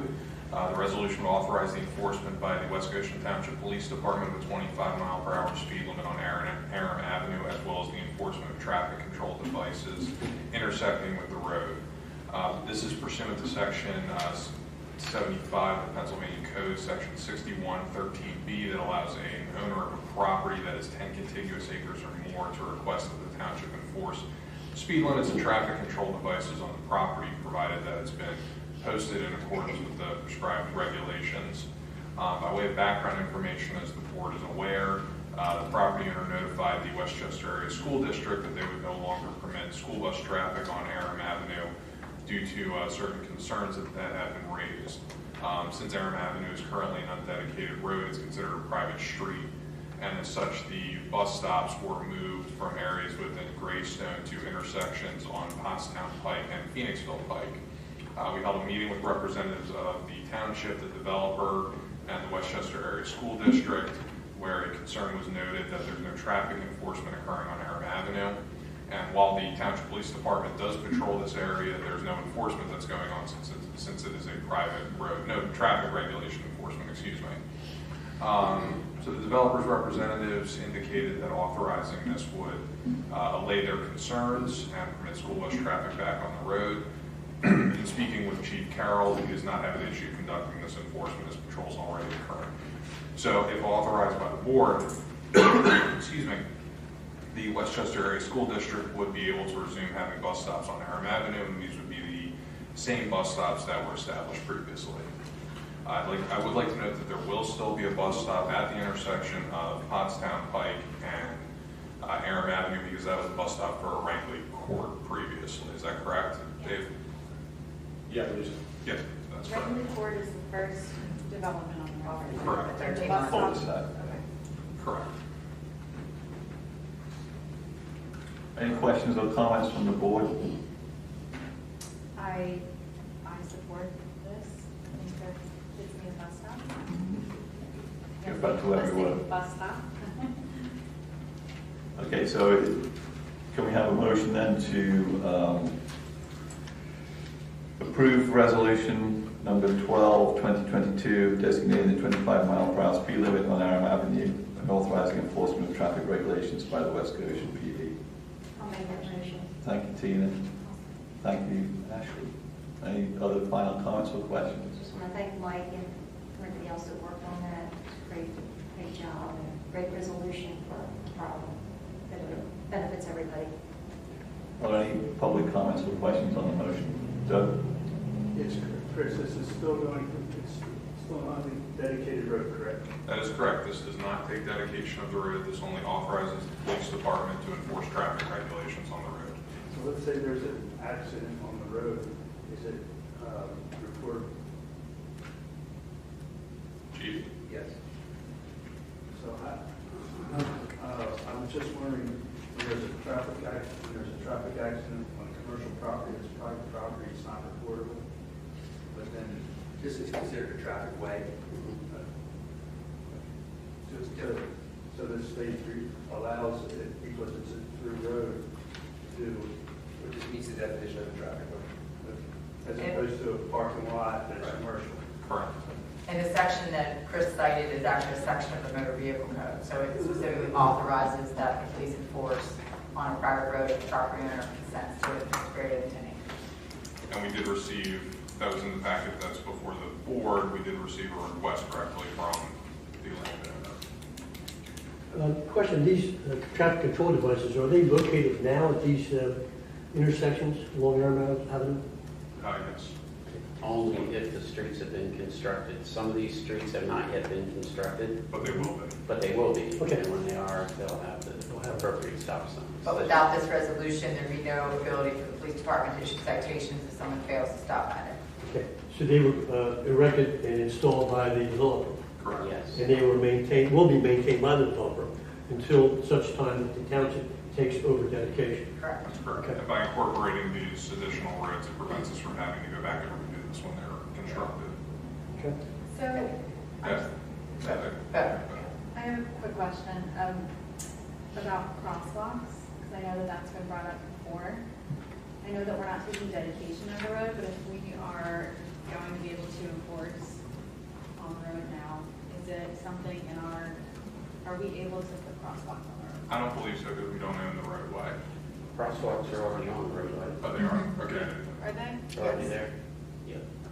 But for part of the conversation, wasn't somebody going to go out and take a look at some bushes or that They vegetation? were removed. Okay. Vegetation. Yeah, I know that there was a concern about Yeah. safety of the crosswalk and something else. Site destruction near the school driveway, that area was removed. So the It's not crosswalk, grass. is it right in front of the school where the crosswalk is? Just to the east. There's one by the 55 plus community. That's the crosswalk that's on the private road. The one by the school is technically the township road. That's the only one that's on the private road. We did take dedication to the front part of the road. Do you have children that are at Greystone? Yes. Do they walk to school? We have, since we don't have a school bus, we've been walking, even though PennDOT has evaluated that as an unsafe road to cross at any point on the road. But currently our school bus is now farther away from the elementary, or the school bus is farther than the elementary school itself. Do you feel safe when you're walking? I mean, the crossing is the only part, I guess, that feels, I mean, my children are ages 3 to 7. I have 4 of them. So it's just like when they run ahead of us, they try to cross, there's no like cross guard or crossing guard. So only when we're crossing the road, I guess, is when. So the analysis of PennDOT deeming that crossing to be a hazardous intersection, we contest, because they did not take into account that it's a boulevard street separated by a greater than 8-foot separation. So by their own regulations, it is not a hazardous crossing. And just so everyone is aware, we've advised the school district that since they were the ones who requested the initial study, that they should be the ones to appeal that, and we've offered to provide technical expertise from the township to assist in that process. But last year we used the bus. The bus stop was there last year. So like right by our neighborhood. So we used the bus. And from our discussion with the school district, once this is approved, they would reestablish those bus stops at where the locations were previously. Yeah. Is that something the school district will reach out to the residents and tell them Yes. about? I'm surprised they haven't already. Being the individual that I am, I told them to wait until we had all of this buttoned up, and they are probably prepared to send letters out tomorrow as soon as I notify them. I have one last question. Rick, you said this list of streets that will intersect with Aram Avenue. That's a comprehensive list of every street, even if it's still in construction, it will end up. Correct. We don't have to come back and add the streets as they go along. No, we put everyone that's going to be there in here, so we don't have to redo it later. Thank you. Are there any other questions? Yes. I am a resident of Woodlands, the Woodlands 55 plus. Despite the fact that we don't have children at home anymore, I will tell you it is very dangerous crossing Aram Avenue. The speed limit of 25 miles an hour does not exist. We have a lot of construction vehicles, and you will notice that there are kids crossing at different sections, and it is a concern for safety of our residents and our young people that we should have something done to implement it. I understand about dedication, but at this point in time, I think the safety and security of the residents and the children is most important. I'm just concerned that this early, I mean, I know that Greystone is still under construction, but that this early in the process, we're already having people come to us saying people are speeding, it's dangerous, I don't I don't feel think safe. there's anywhere in this township that I can only think people are not speeding. It's a problem everywhere. But now we have the ability for the police to enforce the Yes, speed which is, limit. So that might be a which I shock would to like some to people. compliment them. They have been patrolling the area, which is a positive sign, but we also are a thoroughfare from 2 major routes, from 100 and then Phoenixville Pike. People look at it more and more as we're more visible in the community as an easy access to make that a thoroughfare through a residential property. So there are a lot of circumstances of the individuals speeding at higher speeds, not taking into consideration the crosswalks that exist or the roundabouts that they seem to go on to the concrete because they're going too fast around the roundabouts that exist. They were put there to slow that traffic down. That's right. Yeah. But But feasibly, they're not functioning very properly. what the intended uses Well, are. also keep in mind that the concrete aprons are designed to allow trucks to negotiate the roundabouts and to keep the diameter of the roundabouts smaller so that cars slow down. So I've driven through those roundabouts several hundred times already, and it is, if you stay in your lane of travel, it is almost impossible to go faster than 20 miles an hour. And I think, just my opinion, I think once the police department begins doing enforcement, you are going to see a change. Because word will get out. It's highly encouraged. Any other questions? Yes. I just want to say, I'm Carrie May. I'm 712 Coltrane. I emailed a lot of you during all of this bus stuff, and I just wanted to thank you for coming together and making a resolution, because it was really upsetting for the neighborhood when we found out we essentially weren't going to have the buses this school year. So I appreciate the hard work and getting this done. Thank you. Thank you. Okay, so we have a motion and a second. We're ready to take a vote. All in favor say aye. Aye. Aye. All opposed say nay. Motion passes 5-0. Next is agenda item number 10, discussion and possible approval of resolution number 13, 2022, designating the week of September the 25th to October the 1st as Child and Cancer Awareness Week. So the Township and Board received correspondence from the Kids Cancer Connection and American Cancer Fund for Children requesting consideration to adopt a resolution designating the week of September the 25th to October the 1st as Child and Cancer Awareness Week. In the past, the Township has adopted such resolutions recognizing this week, with the most recent proclamation occurring in 2017. Unfortunately, some parents have personal experience with, and many more people know, family, friends, or acquaintances who have managed through the pain and suffering caused by the tragic disease of childhood cancer. If the Board wishes to adopt the resolution, I will read aloud the clauses explaining the reasons for the resolution. Would the Board member like to make a motion to adopt resolution number 13, 2022? Motion. I'll second it. Thank you. So just to highlight some of the clauses in the resolution. Whereas the American Cancer Fund for Children and Kids Cancer Connection report cancer as a leading cause of death by disease among U.S. children between infancy and age 15, this tragic disease is detected in more than 16,000 of our country's young people each and every year. 1 in 5 of our nation's children loses his or her battle with cancer. Many infants, children, and teens suffer from long-term effects of comprehensive treatment, including secondary cancers. Whereas the American Cancer Fund for Children and Kids Cancer Connection provide a variety of vital patient psychosocial services to children undergoing cancer treatment at Children's Hospital of Philadelphia, Shriners Children's Philadelphia, Nemours Children's Hospital in Delaware, Children's Regional Hospital at Cooper in Camden, New Jersey, and UPMC Children's Hospital at Pittsburgh, as well as participating hospitals throughout the country, thereby enhancing the quality of life of these children and their families. And whereas the American Cancer Fund for Children and Kids Cancer Connection also sponsors toy distributions, family sailing programs, pet-assisted therapy, positive appearance programs, Laughter Noon, Laughter is Healing, educational programs, KCC Supercar, experience and hospital celebrations, in honor of a child's determination and bravery to fight the battle against childhood cancer. Are there any questions or comments on the motion? Right, go ready to take a vote. All in favor say aye. Aye. All opposed say nay. Motion passes 5-0.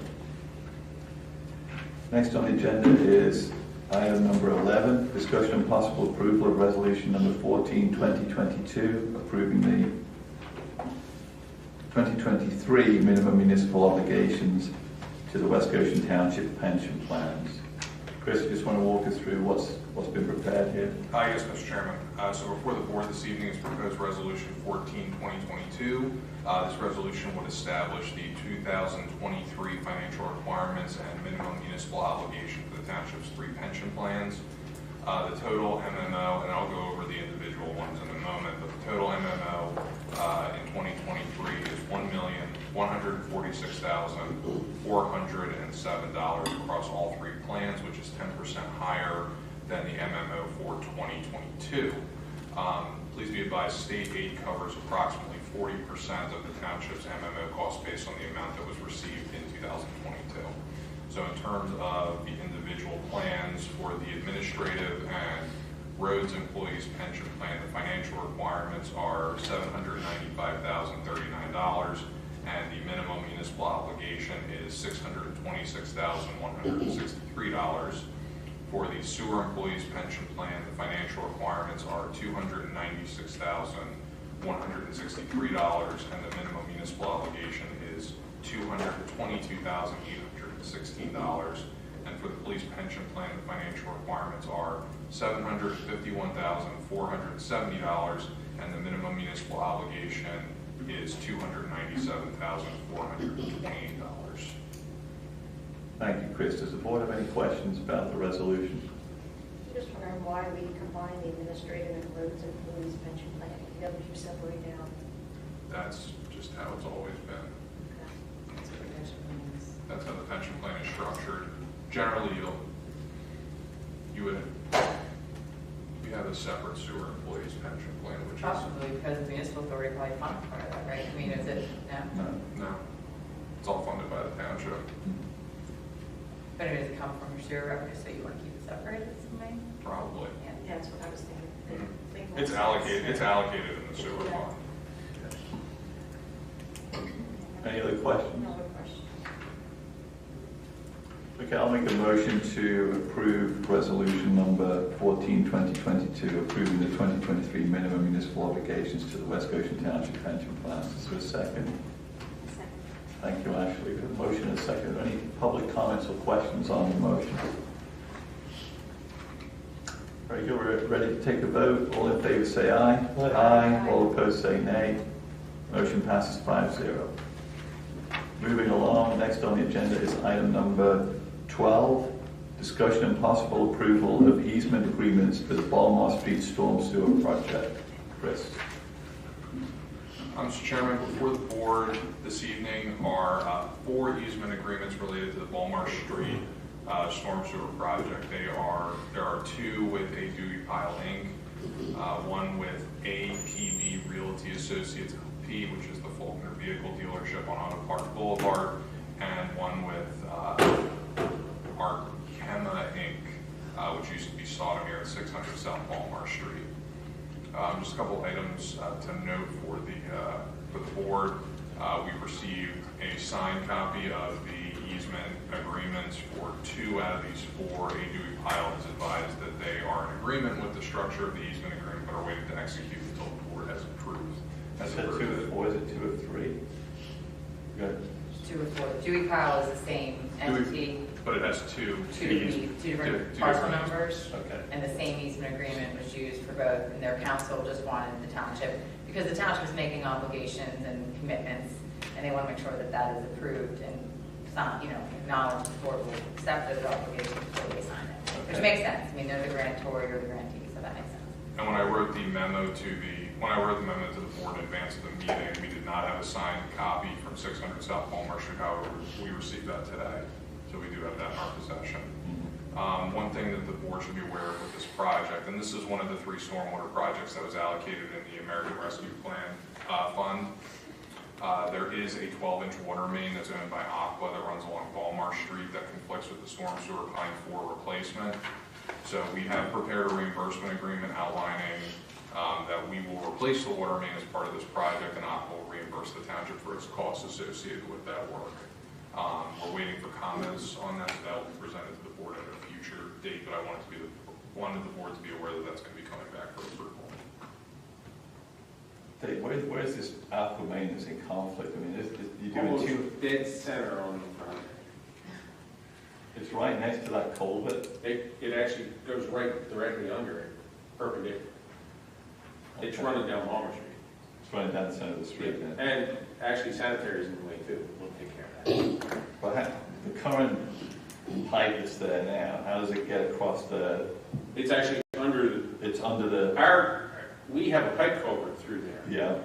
The new double barrel culvert, the pipes are much larger, the vent walls and all that. Like a deeper. Chain, yes. Okay. So it's a definite conflict with the aqua. I just want to tell the board that working with these property owners, they were really great to work with. I mean, nobody demanded compensation. They were very reasonable in their review. They're working with the staff really well. So And the one, I mean, the Faulkner Chevy signed it like immediately. They couldn't be nicer to deal with, so that's But they nice of your flooding at businesses. their locations because of this. We'll get water standing on the road, a couple inches, nothing, no impact to the tile or anything. Okay. This will hopefully help a little bit because we're going from a single pipe to two much larger pipes. And then maybe somebody doing this just to make sure I've got it straight, it's because of the failure of this potential culvert, right? It's starting to look. Yeah, the existing pipe is really scary. It's not actually even a pipe. Yeah, It's a riveted contrivance of some sort. I want to see when we get out of the ground actually what it is. Okay. It's like somebody took a train tank car and buried part of it. Not a good idea. Okay, is there anything about these easements, Kristen, that is not standard from a typical access agreement? No, I mean, we had to negotiate with Dewey Powell because of their, like the truck operation, and they had to do, there was a detour plan that had to be approved by PennDOT that we had to have them run through. But no, their facility departments looked at them, and there were, just normal protections that they wanted, and everybody negotiated in good faith and were comfortable with the easements. And Aqua's aware of the fact that Crusader line runs underneath all this. How long will this line be down? It's going to have to affect some customers downstream, I would imagine. We haven't spoken to them about that, and we're still waiting for comments back on the easement agreement. Or the reimbursement For the agreement. reimbursement. Have they agreed to reimburse? No, we haven't gotten any comments back yet. And to the best of my knowledge, we haven't heard from them. No, but Chris Peterson had mentioned that the agreement that he was using was something that was used on a different project that he was involved in with Aqua, and it's pretty standard in their industry to work with you on these construction projects. So You don't anticipate? he doesn't any problem? anticipate a problem, no. Is Aqua pretty responsive normally? Because, our experience with one of the sewer authority issues was a problem. Getting them to respond, and it's like... They're responsive when they're going to get money. This was a land swap with the authority, so I'm just concerned about Dave's project schedule, and we're sitting here waiting, and then Downey started looking at it kind of thing. No, we can follow up with Chris tomorrow, but I think somebody's pushing on it. Trying to raise the... Okay. All right, so at this point, is there a motion to, let's see, what would we, to approve these easement agreements for the Baltimore Street Storm Sewer Project? This is okay if we do them all in one block, all easement agreements at once, or do you want to do them separately? I think doing all at once is completely fine. Okay, so John's made a motion, is there a second? I'll second. Thank you, Tina. Is there any more board comments or questions, or public comments and questions on this? Very good, we're ready to take a vote. All in favor say aye. Aye. All opposed say nay. Motion passes 5-0. On to agenda item number 13, reports for the month of August 2022, starting with the police report presented by Chief Mike Carroll. Thank you. The report from the police department for August of 2022, we responded to 2,163 calls for service. 52 of those were alarm calls, 6 of which were valid. We responded to 46 accidents, and 16 of those accidents were reportable accidents, and we drove a total of 17,192 miles. We performed extra traffic enforcement on Westchester Pike, South High Street, North New Street, Haley Pike, East Market Street, and South New Street, through 202 Kirkland Avenue and Greenville Avenue. In the area of training, we did our normal monthly training with Lex and Hole and our Act 180 training. Our emergency response team completed its monthly training. Detective Cuddy attended the wiretap certification school. Sergeant Sedlak completed the police command and leadership training. Officer McGee attended advanced control tactics training. Officer Ash had a CPS update, and Captain Midio attended an FBI conference. That's the report from the police department. I'll be happy to take any questions. Vehicle 5235, file mileage. So is this one of the ones that's being replaced this year? I'm sorry, say that again, sir. Vehicle number 5235. 35 has been decommissioned because it had some mechanical problems. We spoke with Mr. Reddy, and it wasn't worth putting money into it since that's the one that's going. So it's been sitting next door for a while. Okay, you're not short a vehicle right now, but I mean, technically we are, we're by replacements. have you loaned the Tesla out, is that it? Yes. Okay. I don't have any more questions. Everybody else have questions from the board? Ambulance calls, I know that's EMS, but you often have to accompany them. 1015 Andrew Drive, looks like there were 7 calls this month. Any idea what's going on in that particular? Yeah, that's the 055 building on Andrew Drive. Oh, it's okay. Harrison, thank you. Okay, all right, thank you. Any public questions or comments for the chief? Thank you for your report. Thank you. So we also have reports from our EMS providers. Is there any one want to speak to that at all? Does the board have any questions or follow-ups we need staff to inquire about? I had some questions, but I'll follow up. The coalition on Thursday, yeah. Sounds good. Okay, so next is item number 14. I can find it in my book here. Board of Supervisors announcements. I'm going to start on my left. Tina, do you have any announcements? I just have a few. September 13th, about 4 to 7 o'clock, we attended a pipeline energy transfer. EMS were attended by EMS officials, regulatory agencies. It was basically a pipeline exercise of a real incident that would occur and how to handle it. Chris accompanied me to that. I thought it was very good. We went through the steps, and emergency services, Chester County Emergency Services were there, so they were able to specifically outline some steps that as a board supervisor would take during the incident. So I think it's very useful. I attended another one the day after on the 14th from 5:30 to 7:30. It was another pipeline event in media, but it was the actual pipeline emergency response and damage prevention training put on by Paradigm. So that was very good training also, again, reinforcing from a different perspective to people involved. And then I also went on September 15th at 6 o'clock at the community park. There was an annual meeting of the Friends of West Goshen Parks.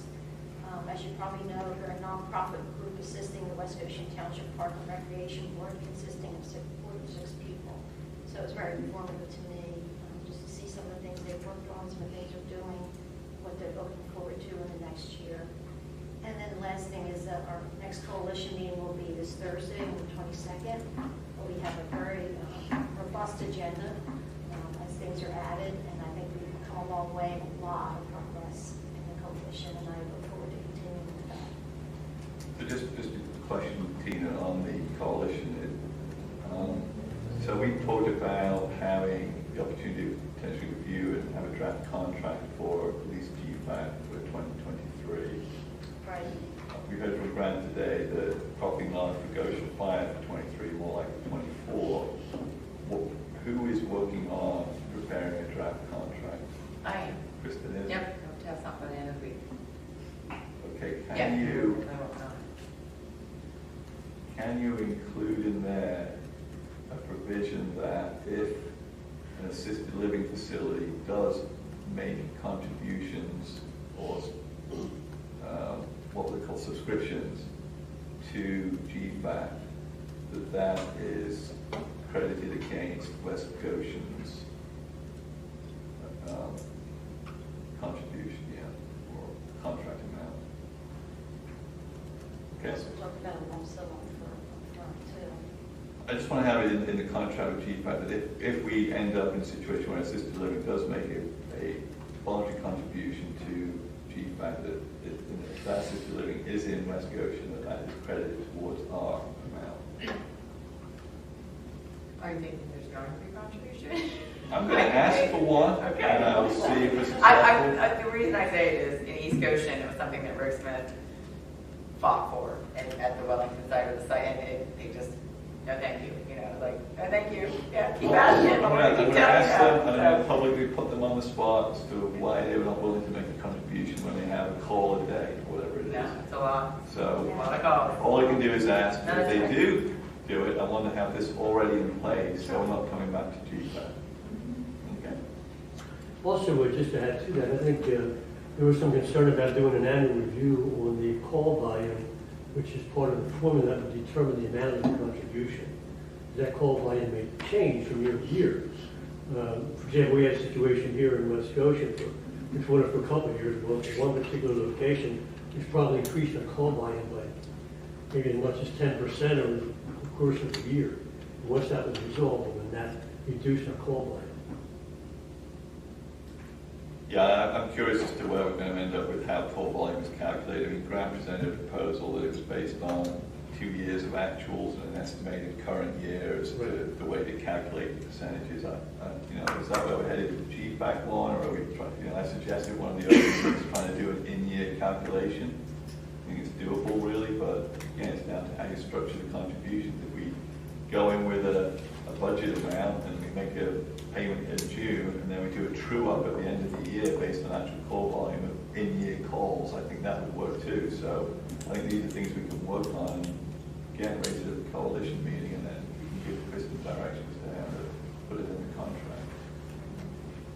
I mean, it doesn't have to be one payment a year, it can be 2 payments a year, and up front in January and a true up at the end of the year. I know, but most of their expenses are going towards wages, and I don't think that they're going to adjust.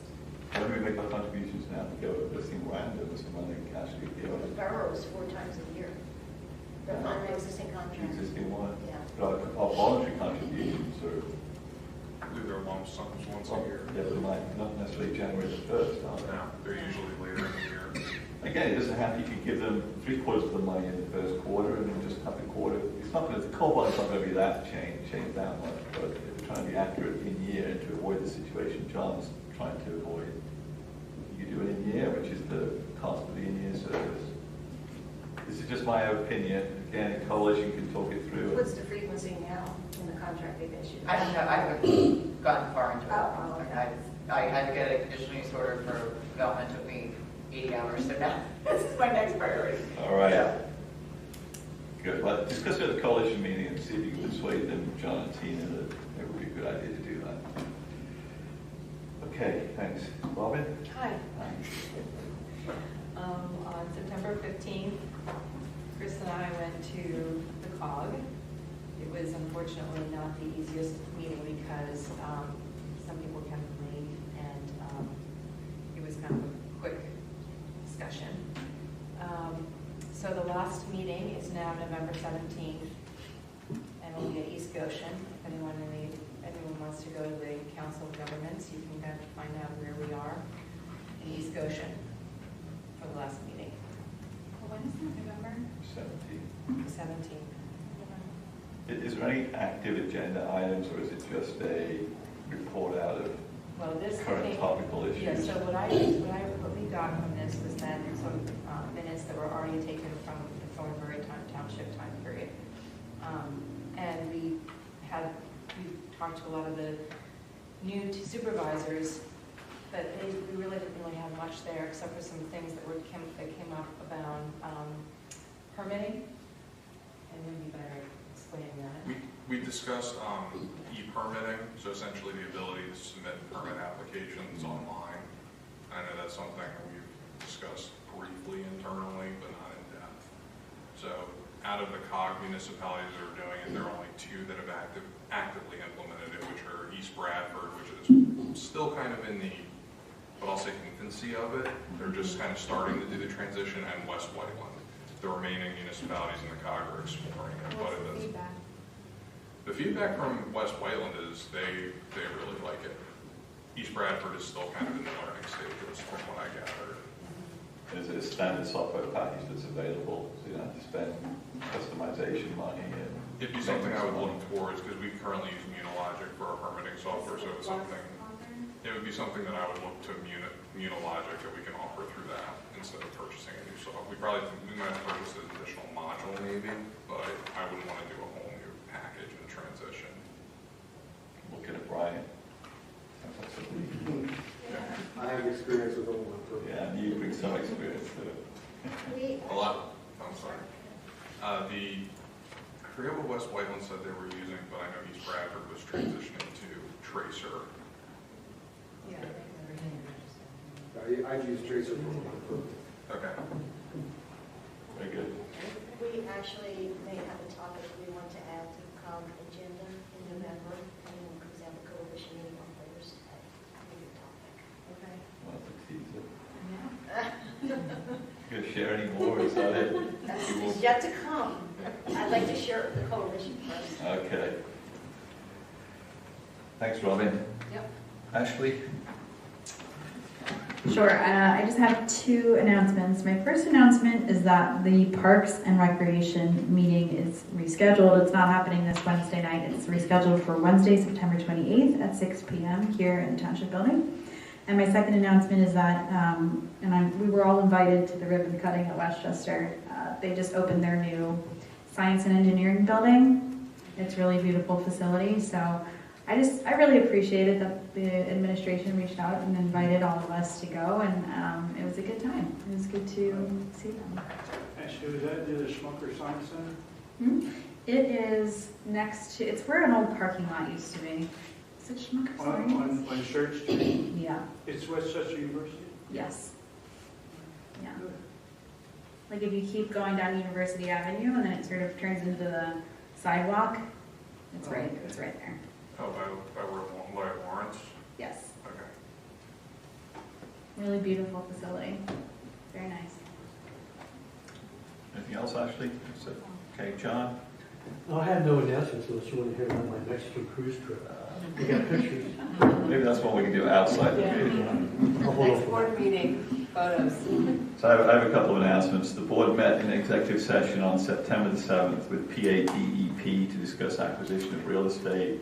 The board met in executive session on September the 9th and September the 20th to discuss the status of contract negotiations with the West Goshen Police Association.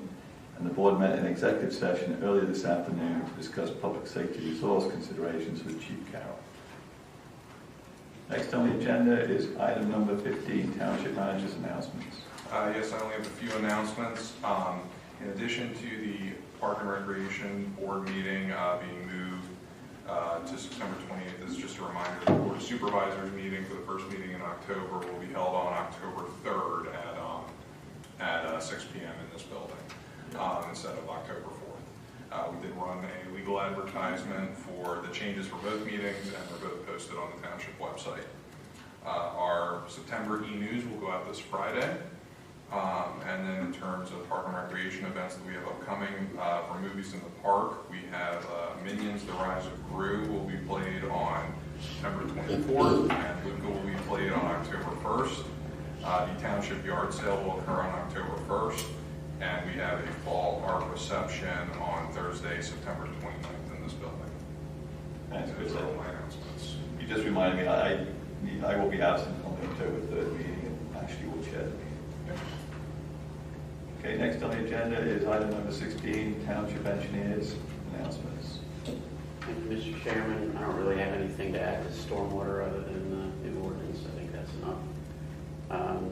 With regard to Greystone, we have received the Phase 5 plans for Greystone. How to count the phases, we don't know yet. So we're starting to review those, and the rehabilitation of Dam 182 started about 3 weeks ago, and we are running into some difficulties because of the lack of structural stability of the old dam. So we're trying to get them resolved within the next week or so, but that's not going too well right now. Did you anticipate that already? I anticipated that there could be some problems with the stonemasonry rehabilitation, but I didn't anticipate that it would need to be completely replaced. So this is a setback? This is a setback. Quite possible. Yeah. It may require some significant redesign. Dam 1, is that by the boathouse? No, that's Dam 184. Dam 182 is the one to the east, the furthest one to the east. That was the one that was partially breached. Any other announcements? No, that's all I have. Thank you. Okay, next Mr. up. Chairman, there's a question from the public. Oh, I'm sorry. Yeah, Steve. since we're on stormwater, I just have a question. Is there any more information on the lawsuit between Aram and the... Yeah, the oral argument was held last Wednesday on the motion for summary judgment. So I hope you all know, as part of you did, for an en banc panel in common court. and the decision will be your guys' sort of time. So, no, it'll take a while. Very good. So next up is agenda item 17, and with apologies for my earlier gaffe, Jamie, over to you for the zoning officer's announcement. Sure. I don't know that I caught that now. When I announced that Brian was taking the job. Totally missed it. God, I'm just taking a minute. Don't put that in there.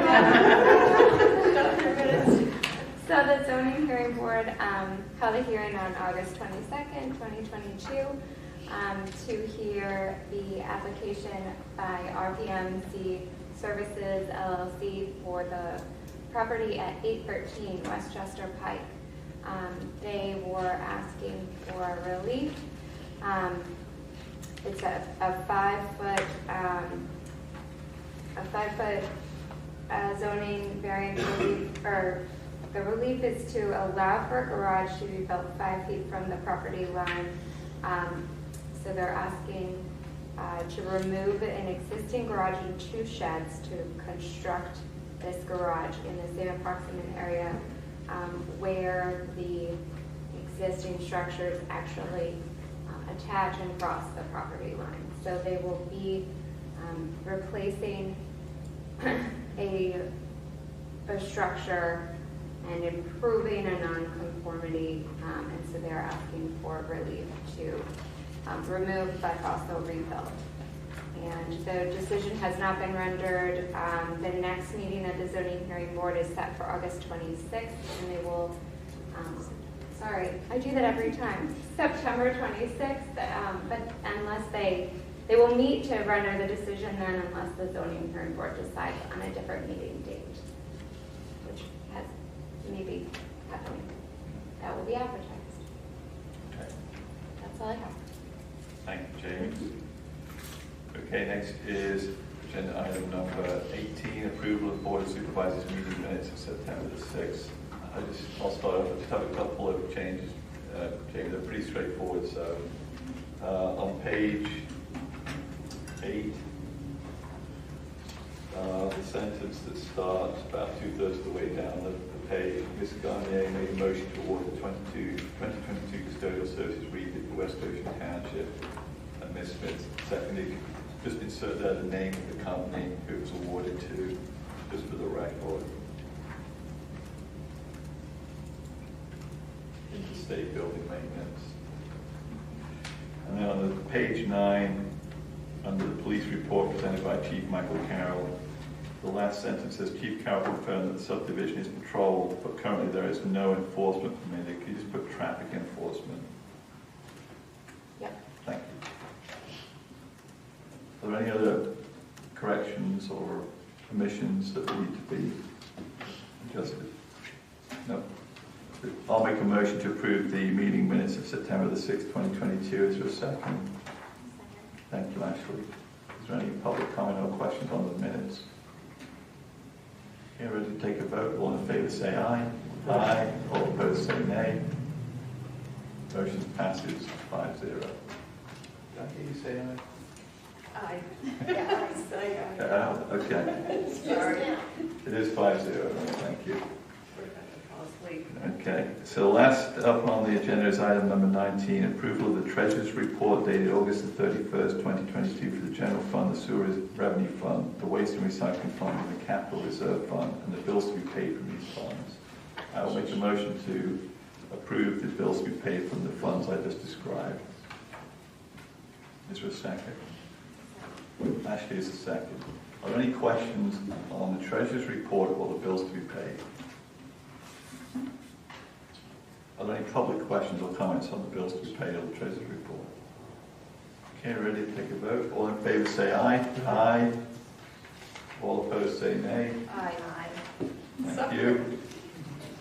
Passes 5-0. Is there a motion to adjourn the meeting?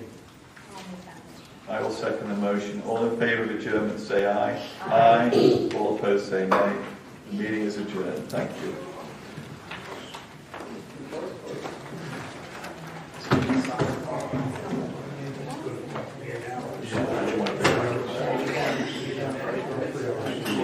Aye.